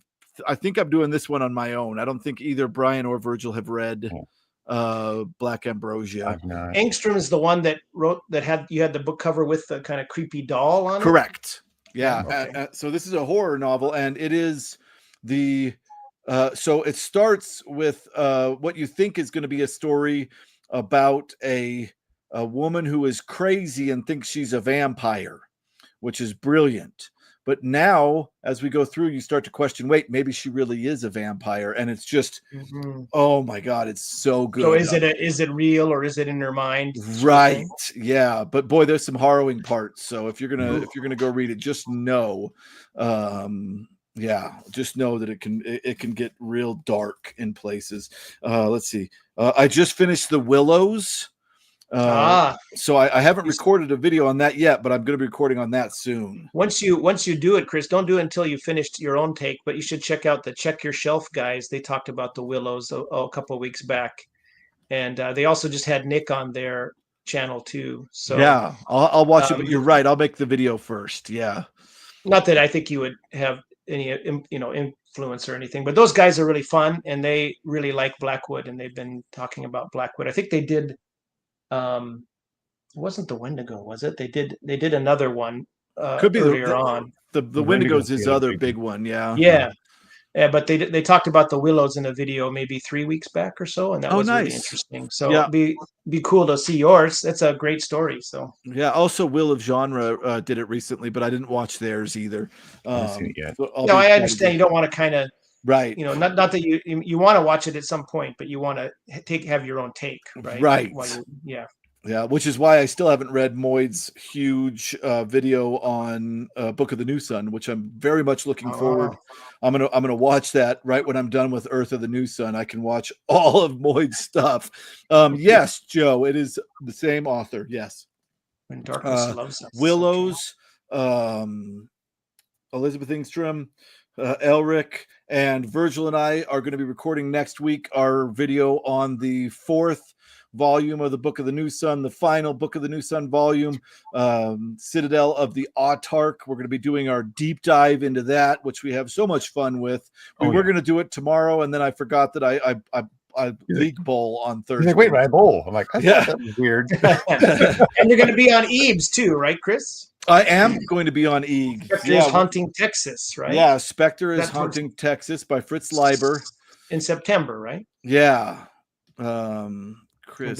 Busy guys. Oh, Chris the offensive. It's not going to happen, Chris. I don't think you're going to offend anybody. He said, I hope I haven't offended anyone, but no, I don't think that's going to happen. No. Well, I hope not. You're good. Yeah. You're too nice to offend anyone there, I think so. Name of Virgil's channel. I keep seeing all stuff about that's because there was another literary books, right? Literally books. Yeah, I don't know. Right, I'm just Virgil? at Literally Books. I know there's somebody else who's got a channel like that. I've not seen it. If you search at Literally Books at our Literally Books BookTube, your channel comes up right away, I think. So okay. There you go. Okay. Yeah. Yeah, and of course, I don't know if the Iliad is with Virgil, but the I Need is with Virgil. And then I think you got yours from Dante, right? Because Virgil is the ghost that right. Yeah, that's right. That's when I first. That was sort of the inspiration, because Virgil, the poet Virgil, leads Dante through the levels of hell. Yeah, but I've never read the Aeneid. That's on my book of books that I need to read before I die. Right, the Aeneid is one of those books. A great tag by a guy who's not doing a booktube anymore, I think. At least that's where I got it. Graham. I don't remember Graham's last name, but he doesn't do anything anymore. I haven't seen him, but it's a great idea. Some cool channels that stopped, unfortunately. Yeah, there are. Like you said, it's tough. It's a tough slog. It's a tough slog to keep going. I'm enjoying it, but again, I'm only 5 months in, so I'll reach burnout stage probably at some point. And I went through a burnout. I had to take a couple of weeks off. Yeah. I think that's good. Take a couple of weeks off. Really. Yeah. No, that was a really heartfelt one, Virgil, and that was a really interesting. I wouldn't have thought you could have turned to Harlan Ellison for comfort, but that was right. Yeah. It's so good. That whole. I mean, I only quoted a little bit of that essay, but that entire essay at the beginning of that book is just amazing. Well, that's what most I've read of Ellison is his essays, and he's a great essayist. Essayist, and his short stories are also incredible, although some of them very, very harrowing. Yeah. No, he didn't mind going in some uncomfortable corners. That's right. For sure. Yeah, absolutely. I don't know. Does anybody know what BookTuber is talking about? Picnic. I know Chant of Jimmy Blacksmith. I don't know if this is the same author though. What is Picnic? Are we talking about Picnic? Means picnic at Hanging Right. Picnic at Hanging Rock. Okay, what was the name of? What's her name? I can't remember her name. I have the book and I can't remember. Like, wait a minute. But anyway, I'm kicking off spooky season, which is in 65 days. Oh no. That's my countdown. I'm kicking off spooky season with Deb. We're super excited about it, and we're going to be talking about roadside. Joan Lindsay. Yes, Lindsay is Joan Lindsay. Did she also write Jimmy? Let me see. I know mostly her for this. So let's see. Bibliography. Time Without Clocks, Through Darkest Pondaleo, The Secret of Hanging Rock, Picnic Hanging Rock, and Sid Sixpence. No, I don't think she wrote this Chant of Jimmy Blacksmith. Edgeworks is where I first discovered Ellison. Oh, okay. Yeah, that's the first time I ever heard about Ellison. What was that? Edgeworks. Yeah, those Edgeworks collections were great. I think there was 3 of them. Yeah, they were really, really good. Thomas Keneally, Keneally, Australian author, wrote Chant of Jimmy Blacksmith, which is a kind of Aboriginal dark magic realism sort of. I've only seen the movie. Sounds awesome. Yeah, sounds cool. Yeah, and also Peter Weir did the Picnic at Hanging Rock. Have you seen The Last Wave, guys? The Last Wave with Richard Chamberlain. That's amazing. It's about Richard Chamberlain plays a lawyer, the similar British court or a barrister where they have the little wig on or whatever, and he's defending an Aboriginal man and who's like and he keeps seeing this Aboriginal medicine man, and they're predicting there's a prediction of a kind of apocalyptic tidal wave coming in, and it's very much like Picnic Hanging Rock, where the supernatural is hovering around there. Yeah, it's very cool. I recommend it. An early Peter Weir movie, The Last Wave. My excitement for spooky season shows season is every day. I'm an old goth as well, Sven. Halloween 365. There you go. That's right. Have you been to hell, Virgil? Yeah. Dante says. Virgil, is that not your real name, Virgil? Is that a pseudonym, a stage name? Real name. It's a pseudonym. I've been through hell, but not to hell. Yeah. Once you get to a certain age, we all get our hellish moments, I guess. That's right. That is right. All right, I think that's a good place to stop. Yeah. You guys got anything else you want to say? No, man. Thanks a lot for having me on, guys. It's been a lot of fun. I hope we haven't sunk your numbers there, Chris. No way. No, we've had going off on some weird detours, but that's the stuff people love. Also, I believe this is set in stone, although the date's not. Tim will be our next guest on literally Liminal episode 12, Virgil, just in case you're taking notes. Episode 12, right? We were going to be like, wait a minute. All right, everybody. Thank you, Jeff, for being on here. Jeff, thanks, Virgil. Thanks, everybody. Yeah, check in the description. You'll see Jeff's channel. Go check it out. Go subscribe. He's wonderful. And we will see you next time. All right. Take care. All right, everybody, look at the camera. Uncomfortable.